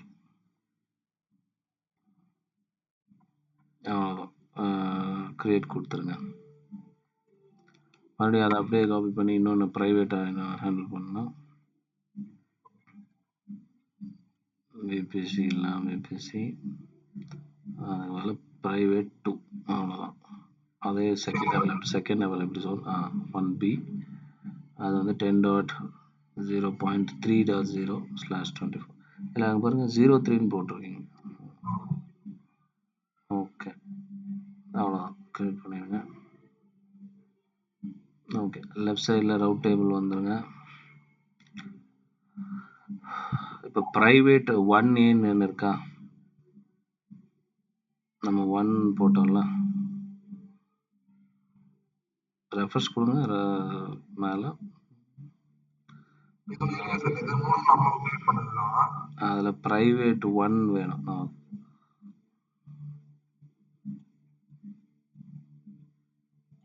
ப்ரைவேட் 1 அதை நேம் பண்ணிக்கிங்க, கன்ஃபியூஸ் ஆகாமல். Lab hyphen RTB hyphen private 1 hyphen south. Okay, இப்போ அதை செல் பண்ணிக்கங்க. கீழே வாங்க, ரவுட்ஸ் டெஸ்டினேஷன் மாற்று. அதையும் மாற்றி விட்டுருங்க. பப்ளிக் 1. ஓகே, ரவுட்ஸ் வாங்க.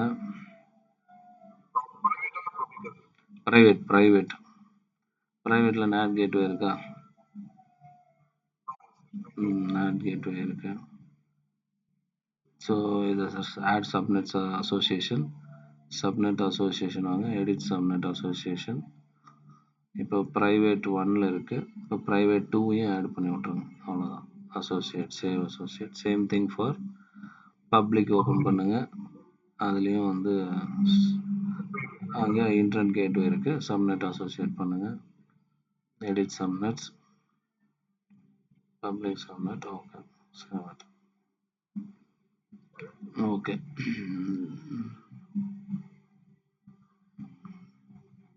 இதெல்லாம் முடிச்சாச்சு. நான் டாஸ்க் நம்பர் 3 போகிறோம். கிரியேட்டிங் விபிசி செக்யூரிட்டி போகிறோம். Okay, so security group select பண்ணுங்கள் லெஃப்ட் சைடில். கீழே வெப் செக்யூரிட்டி குரூப் நேம் வந்து வெப் செக்யூரிட்டி குரூப்.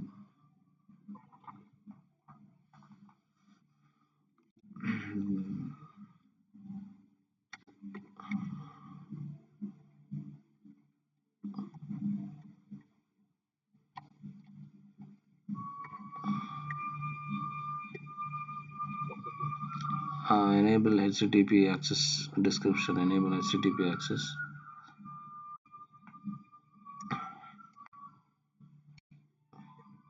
கீழே வந்துட்டு லேப் ஏபிசி கொடுத்துருங்க. ஆட் ரூல் கொடுங்க. HTTP கொடுங்க. Type anywhere IPv4. HTTP range custom anywhere IPv4. description சும்மா permit website request.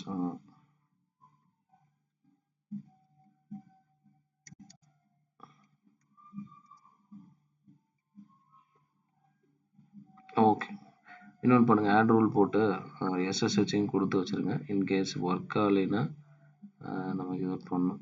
Anywhere IPv4. Okay, அது ஒன்றும் தேவை. அவ்வளோ சேவ் கொடுத்துருங்க. Create security group. ஓகே, இப்போ எல்லாம் கிரியேட் ஆயிடுச்சு. ஈஸி டு இன்ஸ்டன்ஸ் போங்க.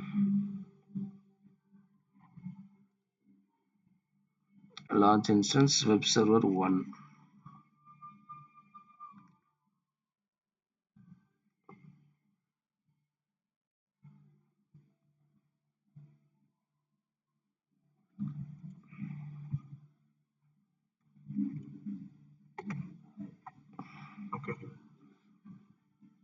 ஓகே, நான் AMI அமேசான் லினக்ஸ் 2023 வச்சுங்க.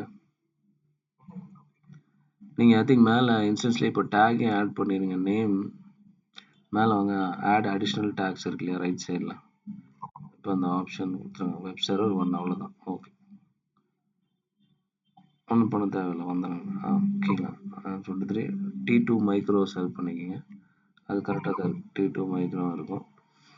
கிரியேட் நியூ பேர் பண்ணுங்க. ஒரு கீ செலக்ட் பண்ணிக்கங்க. வாக்கின்னு வச்சுக்கோங்க. லேப்னு வைக்கிறீங்களா? சரி, ஏதோ ஒன்று வச்சுக்கோங்க. Lab key.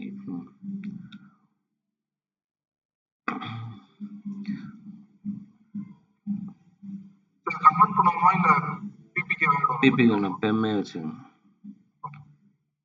இப்போ வந்து நம்ம ஒன்றும் பெருசாக புட்டியெல்லாம் யூஸ் பண்ணுறது இல்லை. நேராக கனெக்ட் கொடுத்து போயிடுறோம் மச்சான். அதனால பெம்மே போதும்.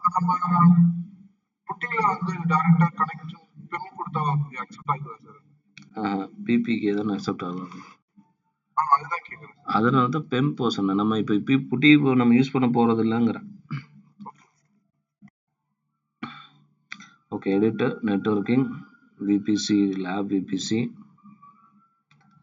இதில் வந்து லேப் பப்ளிக் சப்நெட் 2 கொடுக்கணும். பப்ளிக் சப்நெட் 2 அங்கே தான் லான்ச் பண்ண போகிறோம். ஆட்டோ எனேபிள் பண்ணிடுங்க. Security group web security group select பண்ணிக்கிங்க. ஓகே, அவ்வளோதான். Configuration storage as it is இருக்கட்டும்.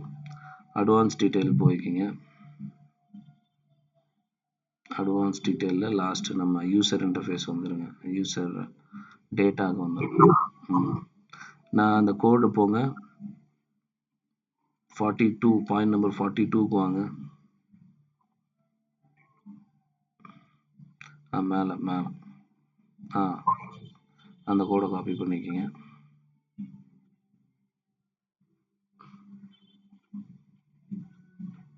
ஓகே, அவ்வளோதான். சம்மரி வியூ லான்ச் ஒரே ஒரு இன்ஸ்டன்ஸ் லான்ச் பண்ணுறோம். கொடுத்துருங்க. லான்ச் கொடுத்துருங்க.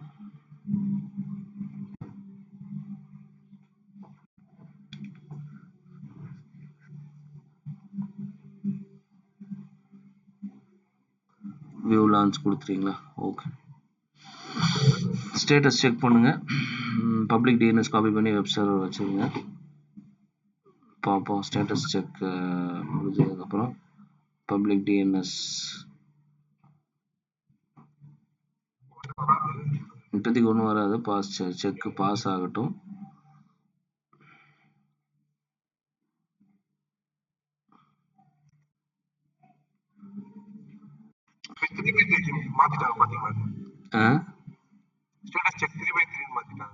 3/3 மாற்றாங்களா? எஸ் சார் 1 வீக் ஆயிடுச்சு. 1 வீக் மேலே ஆயிடுச்சு. ஐயா இது இன்ஸ்டன்ஸ் ஈஸி டு இன்ஸ்டன்ஸ் அதாவது மானிட்டர் ஸ்டேட்டஸ் எல்லாரும் போகும். என்னென்ன போட்டிருக்கா? இன்ஸ்டன்ஸ் செக்கு, சிஸ்டம் செக்கு, அதுக்கப்புறம் இபிஎஸ் ரீச்சபிலிட்டின்னு ஒன்று வருது. இபிஎஸ் ரீச்சபிலிட்டியா?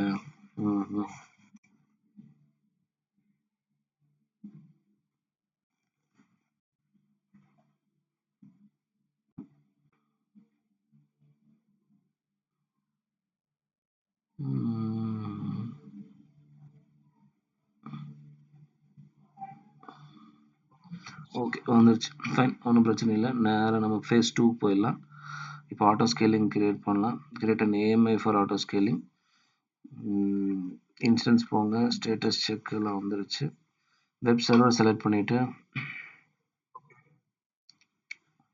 ரெஃப்ரெஷ் கொடுங்க. நில்லுங்க ரெஃப்ரெஷ் கொடுங்க. ஏன் அது ஸ்டேட்டஸ் செக் இங்கே மாறல? சைட் விசிபிள் ஆயிடுச்சு.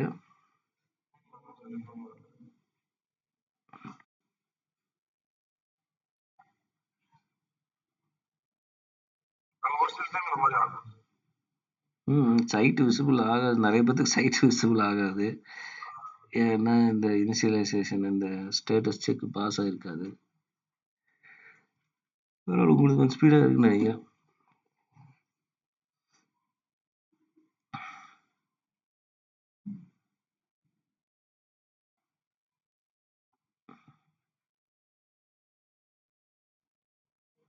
ஆச்சா, ஓகே, இனி பிரச்சனை இல்லை. ஆக்ஷன் போங்க. ஆக்ஷன் போட்டு இமேஜ் அண்ட் டெம்ப்ளேட், அதில் கிரியேட் இமேஜ் செலக்ட் பண்ணிக்கங்க. அவ்வளோதான், கிரியேட் இமேஜ் பண்ணிங்க. அது பேர் வெப் சர்வர் ஏஎம்ஐன்னு போடுங்க. வெப் சர்வர் ஏஎம்ஐ கேப்ஸ் பண்ணி வச்சுங்க. ஓகே, ரீபூட்லாம் தேவையில்லை.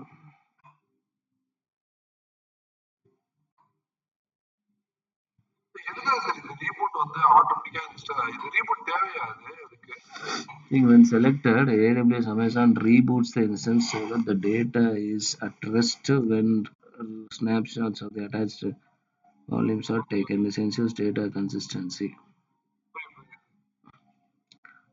ரீபூட் இருக்கும். அது டிஃபால்ட்டாக செலக்ட் ஆயிருந்ததில்ல.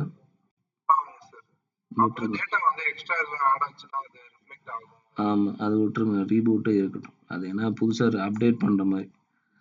நெக்ஸ்ட் அவ்வளோதான், கிரியேட் இமேஜ் கொடுத்துருங்க. ரன் பண்ணணும். டிஸ்கிரிப்ஷன் போட்டிங்க இல்லையா? சரி, ஓகே. இப்போ டாஸ்க் 2 போகிறோம். கிரியேட் லோட் பேலன்சருக்கு போய்க்கலாம். ஸோ லெஃப்ட் சைடில் டார்கெட் குரூப்ஸ் இருக்கா? ஃபஸ்ட் டார்கெட் குரூப்ஸ் போங்க. அங்கே போய் கிரியேட் டார்கெட் குரூப்ஸ் கிரியேட் பண்ணுங்க. அதில் லேப் குரூப்னு வச்சுங்க. இன்ஸ்டன்ஸ் தான், கீழே உங்கள் நேம் இல்லையா? டார்கெட் குரூப் லேப் குரூப் ஹெச்டிடிபியாக இருக்கட்டும். கீழே வாங்க, விபிசியை செலக்ட் பண்ணுங்க. விபிசி வந்து லேப் விபிசியாக மாற்றிங்க. நெக்ஸ்ட் வாங்க, ரெஜிஸ்டர் டார்கெட்ஸ்னு இருக்கும். நெக்ஸ்ட் கிளிக் பண்ணிக்கோங்க.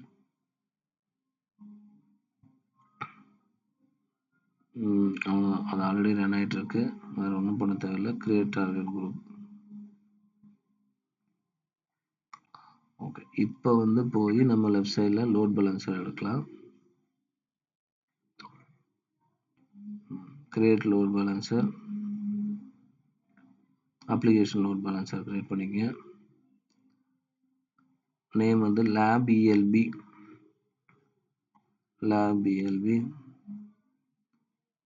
Next lab VBC. Network mapping வந்து லேப் விபிசி. ஃபஸ்ட்டு இங்கே தான் பிரச்சனை, வெயிட் பண்ணுவோம். கீழே வாங்க. ஃபஸ்ட்டு ஒன் என்ன செலக்ட் பண்ணோம்? ஃபர்ஸ்ட் அவைலபிலிட்டி ஜோனில் பப்ளிக் சப்நெட் 1 மட்டும் செலக்ட் பண்ணுங்க. Public subnet 1. செகண்ட் அவைலபிலிட்டி ஜோனில் public subnet 2. Okay, you should now have 2 public subnets இருந்திருக்கணும். ஸோ இப்போ எல்லாம் கரெக்டாக தான் இருக்கும். நான் செக்யூரிட்டி குரூப் வாங்க. அதில் இங்கே என்ன செக்யூரிட்டி குரூப் செலக்ட் பண்ணும்? வெப் செக்யூரிட்டி குரூப் தான் இருக்கும். அதனால் வெப் செக்யூரிட்டி குரூப் செலக்ட் பண்ணுங்கள். டிஃபால்ட்டை ரிமூவ் பண்ணிடுங்க.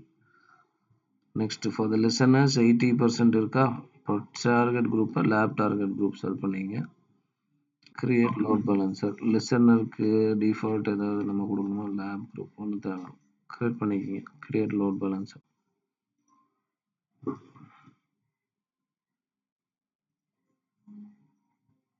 Okay, now will go for load balancer. Create பண்ணியாச்சு. டார்கெட் குரூப்பை அட்டாச் பண்ணியாச்சு. இப்போ அடுத்து லான்ச் டெம்ப்ளேட் போகணும். ஸோ லெஃப்ட் சைடில் லான்ச் டெம்ப்ளேட்ஸ் இருக்குல்ல மேலே,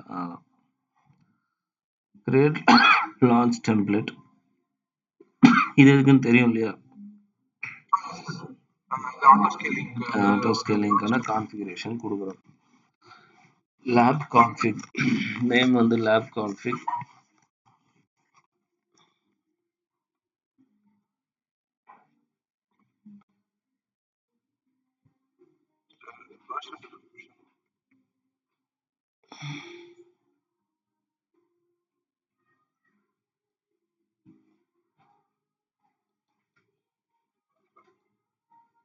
அமேசான் ஏஎம்ஐ அதெல்லாம் மை ஏஎம்ஐ செலக்ட் பண்ணுங்க. அதில் இருக்கா? அதான் வெப் சர்வர் ஏஎம்ஐ வந்துச்சு பாருங்க, ஆட்டோமேட்டிக்காக வந்துருச்சு. அங்கே நம்ம போட்ட பேர் வந்துச்சு பாருங்க மேலே. ஓகே. கிரியேட் ஆயிருக்கு. என்னத்துக்கு கிரியேட் ஆயிருக்கு? T2 மைக்ரோ போட்டுங்க. T2 மைக்ரோ கீ பேர் நம்ம நாங்கள் போட்டது லேப் கீ இருக்கா? Lab key. Network setting do not include அந்த லான்ச். அதை விட்டுருங்க, எதுவுமே பண்ணாதீங்க. Firewall choose existing one. Web security குரூப்பை செலக்ட் பண்ணுங்க.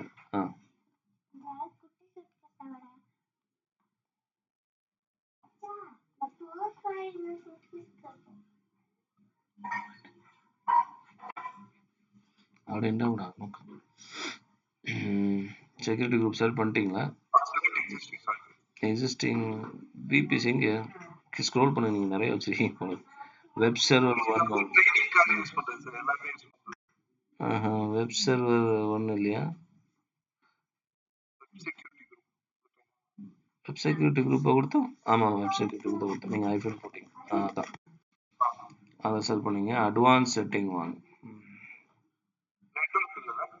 நெட்வொர்க் எதுவும் பண்ண வேண்டாம், ஏன்னா அது அதுவாக எடுத்துக்கும், நம்ம சொல்ல வேண்டாம். அட்வான்ஸ் எக்ஸ்பேண்ட் பண்ணுங்க. டீடைல் மானிட்டரிங் இருக்கா? Detail monitoring of CloudWatch கீழே அதை எனேபிள் பண்ணுங்க. அவ்வளோதான், அதை மட்டும் எனேபிள் பண்ணிட்டு கீழே வந்துருங்க. லான்ச் கொடுத்துருங்க. இது என்னன்னா மானிட்டர் பண்ணிட்டு இருக்கோம். எப்போ லான்ச் பண்ணணுங்கிறத மானிட்டர் பண்ணும். நம்ம இன்னும் கண்டிஷன் கொடுக்கல, இனிமேல் தான் நம்ம கண்டிஷன்லாம் கொடுப்போம். அப்புறம் நமக்கு தெரியும். வியூவில் டெம்ப்ளேட் கொடுத்துருங்க. அந்த லான்ச் டெம்ப்ளேட் வந்துருச்சா? லேப் கான்ஃபிக் தானே பேர்? எங்க லேப் கான்ஃபிக்கான அதை செலக்ட் பண்ணிக்கிங்க. லேப் கான்ஃபிகை செலக்ட் பண்ணுங்க லெஃப்ட் சைடில். செலக்ட் பண்ண ஆக்ஷன் போங்க. Create auto scaling group. அதில் நேம் வந்து lab auto scaling group.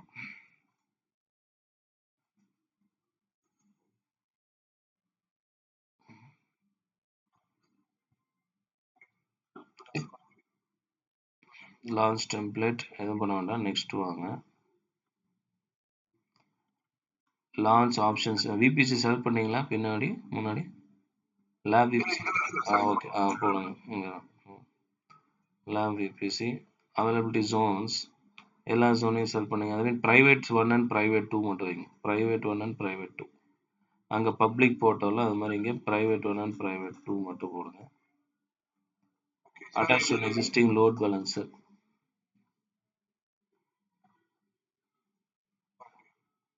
Next வாங்க. Attach to existing load balancer. நம்ம லோட் பேலன்சர் நேம் சூஸ் பண்ணுங்க. அந்த டார்கெட் இது வந்து இந்த ஆட்டோ ஸ்கேலிங் என்ன பண்ணும்னா, நம்ம லான்ச் பண்ண போற புதுசா ஆட் ஆக போற அந்த இன்ஸ்டன்ஸை ஃபர்ஸ்ட் பிரைவேட்ல தான் இருக்கும். ஓகே. இப்போ நம்ம ஒரு கான்ஃபிகரேஷன் இப்போ குடுப்போம் இல்லையா?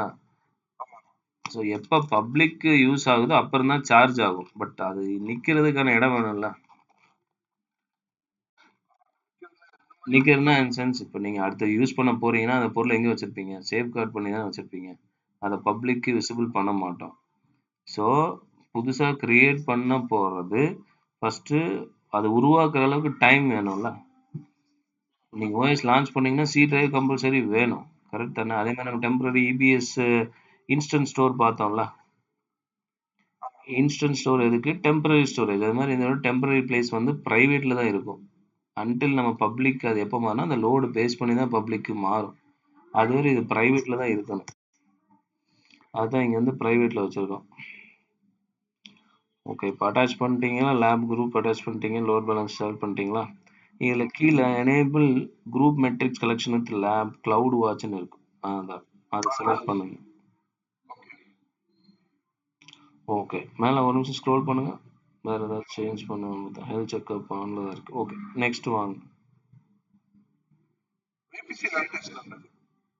ABC latest service.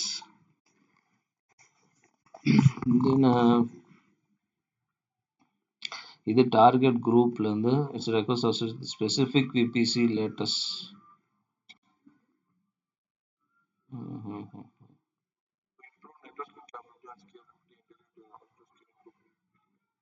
This will just communicate between AWS service and AWS connect and manage your application across. Role மாதிரியா சார் இது? இது மறுபடியும் அட்வான்ஸ் லெவல் ஆகும். Integrates option to improve networking capability, more network capability, scalability கொண்டு வருது. Advance level VPC latest. நம்ம networking பார்த்தோம் இல்லையா? நெட்வொர்க் லோட் பேலன்சர் பார்த்தோம்ல அந்த மாதிரி. Advance level of networking use பண்ணதுக்கு விபிசி லேட்டஸ்ட் போட்டிருக்காங்க. நம்ம அதனால நோ விபிசி, நம்ம வந்து நார்மல் ஒன், நம்ம அதனால அதை செலக்ட் பண்ணல. வேணும்னா நம்ம கிரியேட் பண்ணணும். கீழே வாங்க, நெக்ஸ்ட் வாங்க. ஓகே, டிசைர்டு இருக்கா? டிசைர்டில் 2 வச்சுக்கோங்க. மினிமம்ல 1 வச்சுக்கோங்க, இல்லைன்னா 2 வச்சுக்கோங்க. மேக்ஸில் 6 வச்சுக்கோங்க, மினிமமும் 2 வச்சுக்கோங்க. மினிமம் 2 வச்சுக்கோங்க. ஓகே. இதில் வந்து டார்கெட் ஸ்கேலிங் குரூப் செலக்ட் பண்ணுங்க. டார்கெட் ஸ்கேலிங் குரூப் ரைட் சைடில் இருக்குல்ல, ஆப்ஷன் வந்து target scaling group.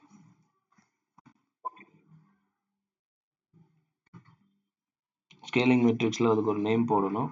Target scaling பாலிசின்னு இருக்கு, அது போல் லேப் ஸ்கேலிங் பாலிசின்னு வச்சுக்கோங்க. Lab scaling policy.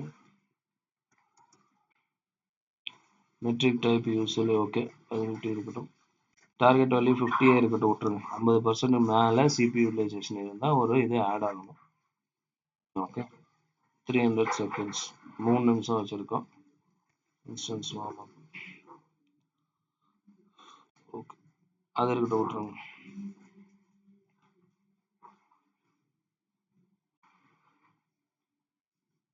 அவ்வளோதான். நெக்ஸ்ட் கொடுத்துருங்க. கீழே வாங்க, நெக்ஸ்ட் கொடுத்துருங்க. Instance maintenance policy. Launch before terminating, terminate and launch, custom behaviour, இல்லை நோ மிக்சடு பிஹேவியர். அதனால தான் நோ பாலிசி நம்ம கொடுத்துருக்கோம். நம்மளுக்கு வந்து நம்ம ஒரு கண்டிஷன் கொடுத்துருக்கோம் இல்லையா? அந்த கண்டிஷன் தான் நம்ம வந்து கொடுக்க தேவையில்லை. இது எனக்கு ஒன்றும் வேண்டாம், தேவையில்லை, நம்ம விட்டுடலாம். தேவையில்லை. ஆடிங் டேக் கொடுங்க. Name lab instance. இப்போ நம்ம வந்து இன்ஸ்டன்ஸோட நேம் வந்து என்ன கொடுக்குறோம்? லேப் இன்ஸ்டன்ஸ்னு கொடுக்குறோம். இப்போ நம்ம புதுசாக ஆட் ஆகிற எல்லா இன்ஸ்டன்ஸ் பேரும் லேப் இன்ஸ்டன்ஸ் தான் ஆட் ஆகும். Okay, next. அவ்வளோதான். ஆட்டோ இன்ஸ்டன்ஸ்னு கொடுத்துருங்க. நான் ஆட்டோ இன்ஸ்டன்ஸ்னு கொடுத்துடலாம். ஏசி இன்ஸ்டன்ஸ்னு கொடுத்துடலாம். ஓகே. ஓகே, அவ்வளோதான். நெக்ஸ்ட் கிரியேட் பண்ணிடுங்க.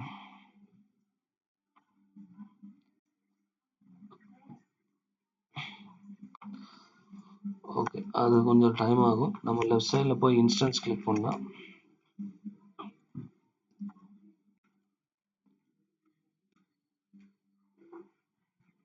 ஸோ ஏஜ் குரூப் கிரியேட் ஆயிடுச்சு, 2 பார்த்துட்டோம் இல்லையா? So wait for 30 seconds and refer the state. இப்போ இந்த லெஃப்ட் சைட் போங்க, டார்கெட் குரூப் செலக்ட் பண்ணுங்க. லெஃப்ட் சைடில் டார்கெட் குரூப். ஸோ அதில் 2 இன்ஸ்டன்ஸ் வந்துருச்சு.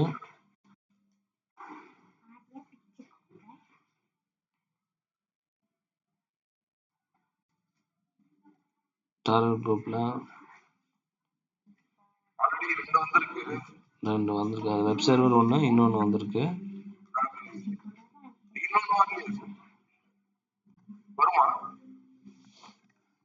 நம்ம ஆல்ரெடி தான் ஒரு சர்வர் ரன் ஆயிட்டு இருக்குல்ல, பட் அங்க வந்துருச்சு இல்ல, ஃப்ரண்ட்ல இன்ஸ்டன்ஸ்ல வந்துருச்சு.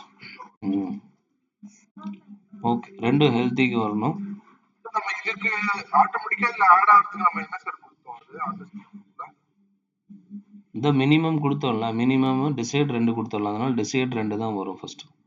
ஓகே சார், அது வந்து எப்படி ஆட்டோமேட்டிக்கா ஆட் ஆகுது? ஏன்னா ஈஸி டு இன்ஸ்டன்ஸ் தான் நம்ம கொடுத்துருக்கோம். இன்ஸ்டன்ஸ் ஷுட் பி ஆடட் தான் அவங்க செலக்ட் பண்ணோம். டார்கெட் குரூப் செலக்ட் பண்ணும்போது ஐபி கொடுத்து தான் வந்திருக்கு. லோட் பேலன்சர் செக் பண்ணுங்க. செலக்ட் லோட் பேலன்சர் போங்க. டார்கெட் குரூப் 3 ஹெல்த்தி வந்துருச்சு. லோட் பேலன்சர் கீழே செக் பண்ணுங்க. ELB. So it should look similar to this link இருக்கு இல்லையா, அந்த லிங்கை காப்பி பண்ணிக்கலாம். மேலே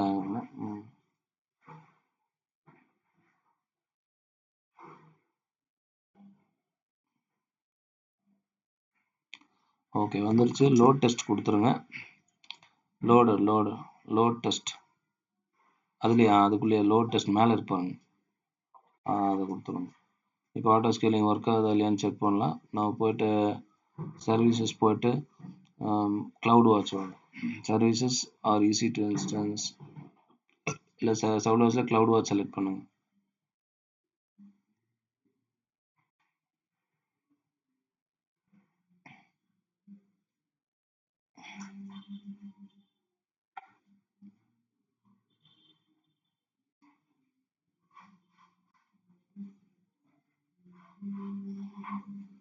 ஆல் அலாரம்ஸ் கொடுத்துருங்க. ஆல் அலாரம்ஸ் கொடுங்க. இப்போ எல்லாமே வெயிட் பண்ணணும். நம்ம இப்போ ஒன்று ஓகே இருக்கு. இது ஹை அலாரம்னு வர வரையும் கொஞ்சம் வெயிட் பண்ணணும். இப்போ நீங்கள் என்ன பண்ணணும்னா, அங்கே ஒரு 5 நிமிஷத்துக்கு 2 செகண்டுக்கு ஒருக்கா லோட் டெஸ்ட் கொடுத்துட்டே இருந்தீங்கன்னா அது லோட் இன்க்ரீஸ் ஆகும். அது 5 செகண்ட்ஸ் அதுவே ஆயிரும். நம்ம ஃபாஸ்ட்டாக பண்ணுறதுக்கு நான் சொல்கிறேன்.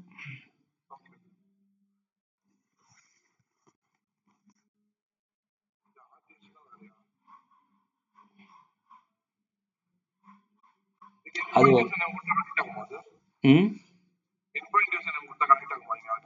ஆமாம், நீங்கள் அதை வேணால் யூஸ் பண்ணி பாருங்கள். நீங்கள் ஆடியோஸ் கிரியேட் பண்ணிக்கலாம். இந்த எக்ஸாம்பிள் வந்து நீங்கள் அதையும் யூஸ் பண்ணிக்கலாம். இன்னொரு டேட்டாபேஸ் ஒன்று கொடுத்துருப்பேன், பாருங்க டேட்டாபேஸ் இருக்காங்க. இல்லைன்னா அந்த எஜுகேட் லேப்ல டேட்டாபேஸ்னு ஒரு இது இருக்கும், அதை யூஸ் பண்ணிக்கலாம். ஓகே, க்ளவுட் வாட்ச் அலாரம்லேயே வெயிட் பண்ணுங்க. ப்ளஸ் இன்ஸ்டன்ஸை பாருங்க. இன்ஸ்டன்ஸை பார்த்துட்டு இருங்க. இன்ஸ்டன்ஸ் பேஜ் போயிடுங்க. ஓகே, நம்ம அதில் ASGO இன்ஸ்டன்ஸ் தானே கொடுத்துருக்கோம். ஓகே சரி, அலாரம் வரட்டும். 3 மினிட்ஸ் ஆகலாம். ஏன்னா 300 செகண்ட்ஸ் கொடுத்துருக்கோம்ல.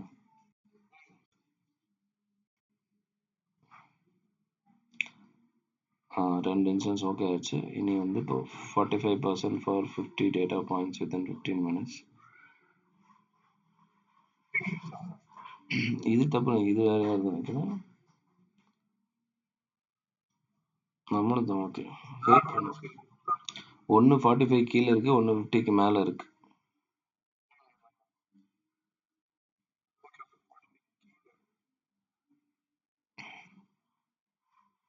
அங்கே போய் லோடுக்கு வாங்க.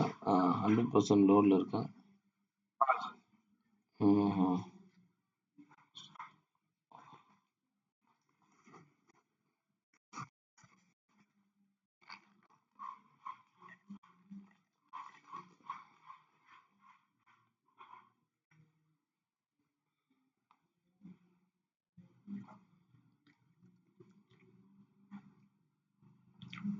டிஸ்பிளே வந்துச்சு. ம் அந்த டிஸ்பிளே தான் இருக்கு இதோட. ம்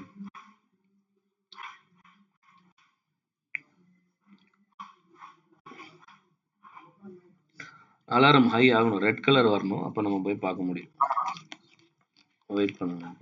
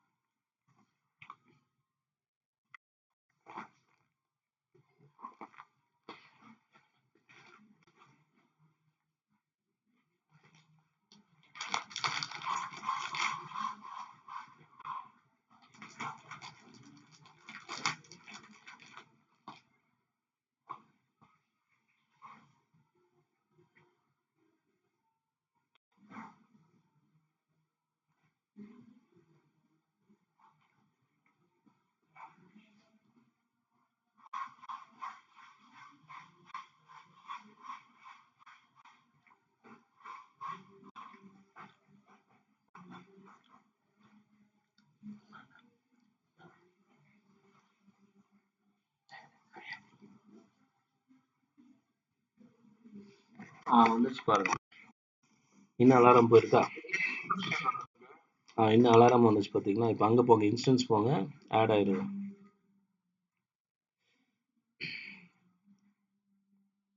இன்ஸ்டன்ஸ் செலக்ட் பண்ணுங்க, ரெஃப்ரெஷ் பண்ணுங்க, போங்க. லெஃப்ட் சைடு வந்துச்சு. அவ்வளோதான். இப்போ நமக்கு தெரியுதா? 3 இன்ஸ்டன்ஸ் வந்துச்சு. நம்ம மேக்ஸிமம் எவ்வளோ கொடுத்துருக்கோம்? 6 கொடுத்துருக்கோமா? இன்னைக்கு கொஞ்சம் நேரம் வெயிட் பண்ணிங்கன்னா இன்னொரு 2 3 ஆட் ஆகிட்டே இருக்கும். மேக்ஸிமம் 6 வரையும் போகும்.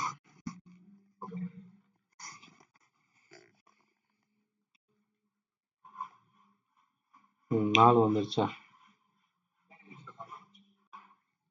ஸோ இது ஆட்டோமேட்டிக் ஸ்கேலிங். ஆட்டோ ஸ்கேலிங் அது வாட்டுக்கு ஆட் ஆகிட்டே இருக்கும் based on the work load. இப்போ ஒர்க் லோடு கம்மி ஆயிடுச்சு அப்படின்னா மறுபடியும் அதுவே ரிமூவ் ஆகும். மினிமம் எப்படின்னா மினிமம் ப்ளஸ் மேக்ஸிமம் டிசையர்ட் நம்ம 2 தான் கொடுத்துருக்கோம். ஆனால் desire will run only for 2. Okay, இதான் ஹை அவைலபிலிட்டி லேப். நீங்கள் எல்லா இன்ஸ்டன்ஸையும் டெர்மினேட் பண்ண 2 நிமிஷம் வெயிட் பண்ணி பாருங்கள். மறுபடியும் ஆஃபீஸில் தான், அப்போ க்ளோஸ் பண்ணுங்க, எல்லாத்தையும் ஸ்டாப் பண்ணி டெர்மினேட் பண்ணுங்கள். எதுவும் மிச்சம் வைக்காதீங்க, எல்லாத்தையும் டெர்மினேட் பண்ணும். டெர்மினேட் பண்ணால் தான் பெரிய வேலை.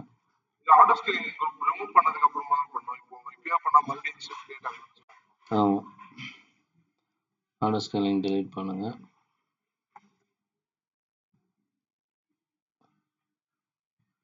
Okay, load balancer, target group எல்லாத்தையும் ரிமூவ் பண்ணுங்க.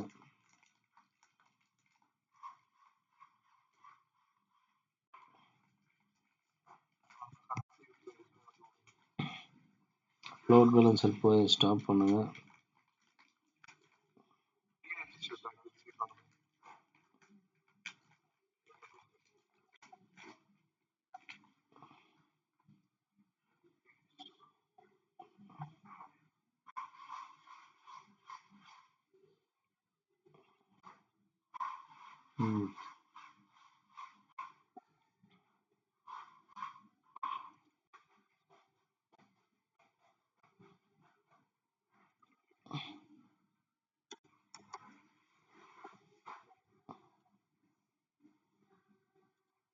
ஓகே, சர்வரையும் ஸ்டாப் பண்ணிடுங்க. அதனால தான் ஓடிட்டு இருக்காங்க. வெப் சர்வர் ஸ்டாப் பண்ணி விட்ருங்க. வெப் சர்வர் ஸ்டாப் பண்ணி அதையும் ஸ்டாப் பண்ணிடுங்க. எல்லாத்தையும் ஸ்டாப் பண்ணி டெர்மினேட் பண்ணுங்க. ஓகே, பண்ணுங்க, பார்க்கல. நான் இப்போ ஸ்டாப் பண்ணி, நான் எக்ஸாம்பிள் சொல்லி கொடுக்கும்போது நான் ஸ்டாப் பண்ணி தான் பண்ணுவேன்னா, அதனால நான் சொன்னேன். ட்ரைனிங் அப்போ ஒரு தடவை கூட நான் ஸ்டார்ட் பண்ணது இல்லை. ஏன்னா ஆஃபீஸ்ல இருக்கும்போது ஸ்டார்ட் பண்ணிட்டு கம்ப்ளீட் பண்ணுவோம். ஓகே, அது பிரச்சனை இல்லை. அது ஒன்றும் போகலாம், அது ஆட்டோமேட்டிக்காக போயிடும். அங்கே விபிசி வரும், விபிசி கிரியேட் பண்ணியிருப்பீங்களா, அது எல்லாத்தையும் க்ளோஸ் பண்ணுங்கள். Launch template கழிஞ்சுமா.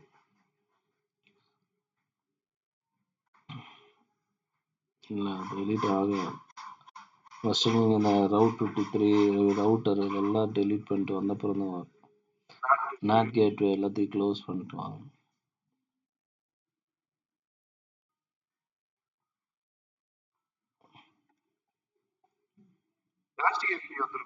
ஆமாம், எலாஸ்டிக் ஐபி டிஹெச்சிபி ஆப்ஷன்ஸ் வந்திருக்கும். ரிலீஸ் எலாஸ்டிக் ஐபி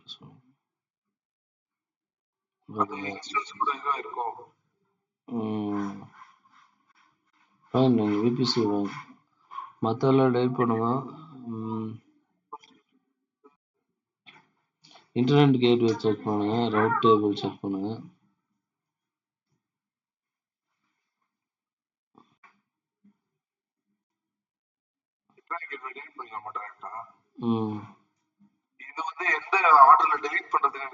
ஆமா ஆமா, அது எல்லாருக்கும் கன்ஃபியூஷன் தான். ஒவ்வொன்றும் முடிஞ்சதுக்கு அப்புறம் தான் இன்னொன்று ரிலீஸ் ஆகும். டெலீட் ரவுட் டெலீட் ஆகல.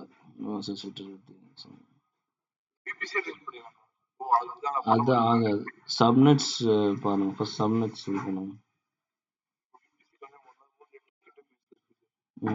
நெட்வொர்க் இன்டர்ஃபேஸ் அந்த லிங்கை கிளிக் பண்ணீங்கன்னா அதுவே எடுத்துட்டு போயிருக்குங்க.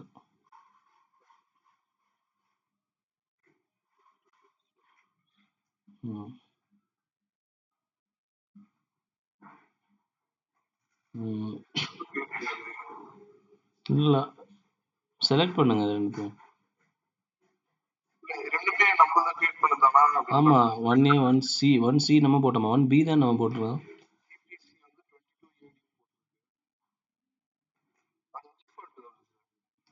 117.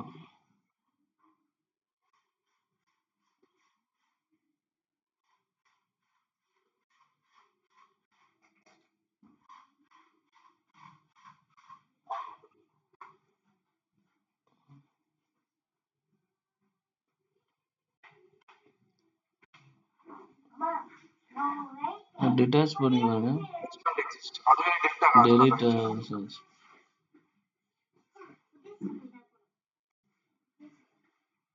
இது ஷுவா.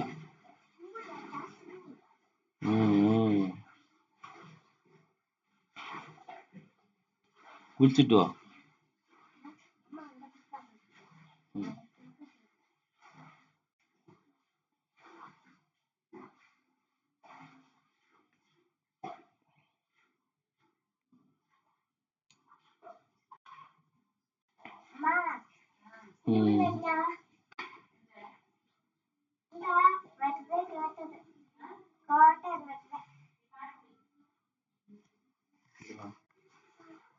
வச்சா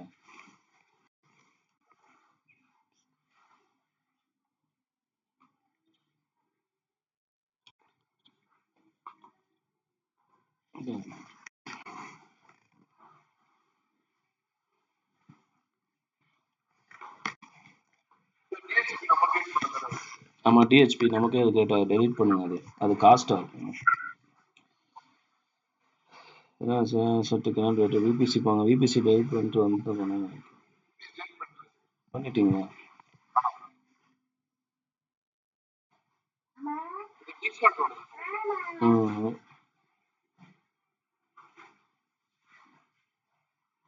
கொஞ்சம் லேட்டாக நினைக்கிறேன். வேற ஏதாவது பெண்டிங் இருக்கான்னு பார்த்துட்டு வரலாம்.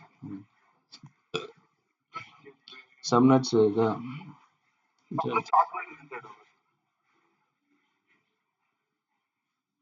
சப்நெட்ஸையும் செக் பண்ணுங்க. இருக்கும்.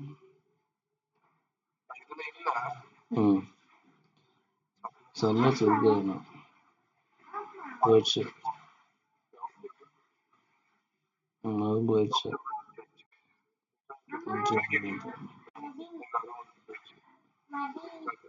இது ஒண்ணுதான் அப்படின்ட்டு. என்ட்ரன்ஸ் ஒன்றும் கிடையாது. நாட் கேட்வே எடுத்தாச்சு.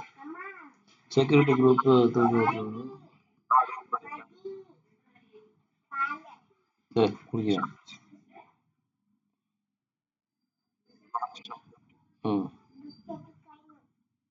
நான் காஃபி.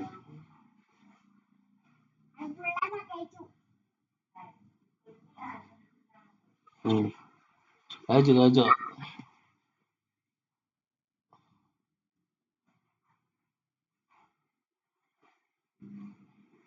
deregister. ஓகே ஸ்னாப்ஷாட்ஸ் இருக்கு.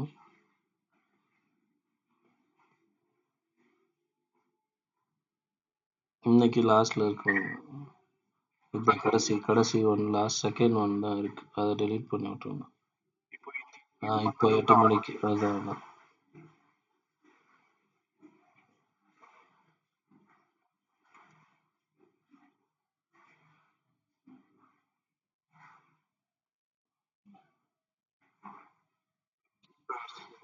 ஜிபஸ் லேப் கீ கொடுத்தோம்ல அதான் இருக்கு.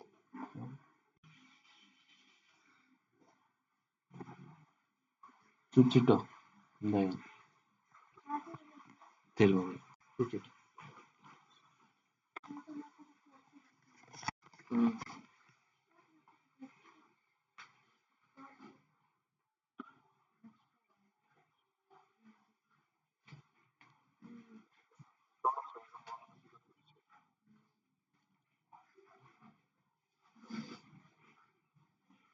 மோஸ்ட் எல்லாம் பண்ணியாச்சு. Okay fine. அது டிஹெச்சிபி மட்டும் வருதா? வந்துருச்சா?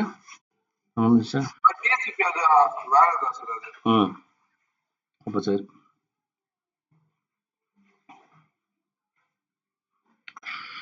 Okay, fine. So guys, others just to try this lab so that you'll understand auto scaling, load balancer, target groups, then VPC connection and your normal instances. I think 10th module will start from next. Same thing, the auto scaling will come.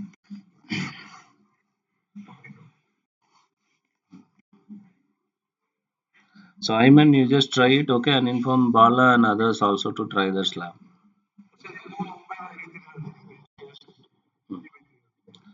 ஓ அதில் 3x3 வந்துட்டு இருக்கு. Extra volume large medium போட்டிருக்கீங்களா, அதனால வருதா? நீங்க எல்லாமே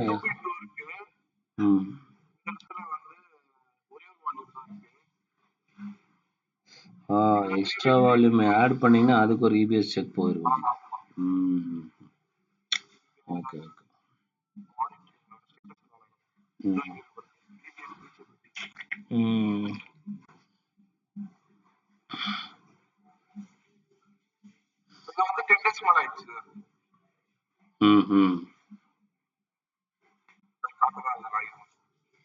okay okay fine ma'am. Fine, நம்ம next week பார்ப்போம். நான் சொல்கிறேன், நெக்ஸ்ட் வீக் இருக்குது, கிளாஸ் இருக்குது 28, 29. இது முடிஞ்சிச்சு, அவ்வளோதான். இந்த மாடல் முடிஞ்சு, இந்த லேபும் முடிஞ்சிச்சு. Okay okay guys, we'll see you on next week. Okay, so yeah, thank you.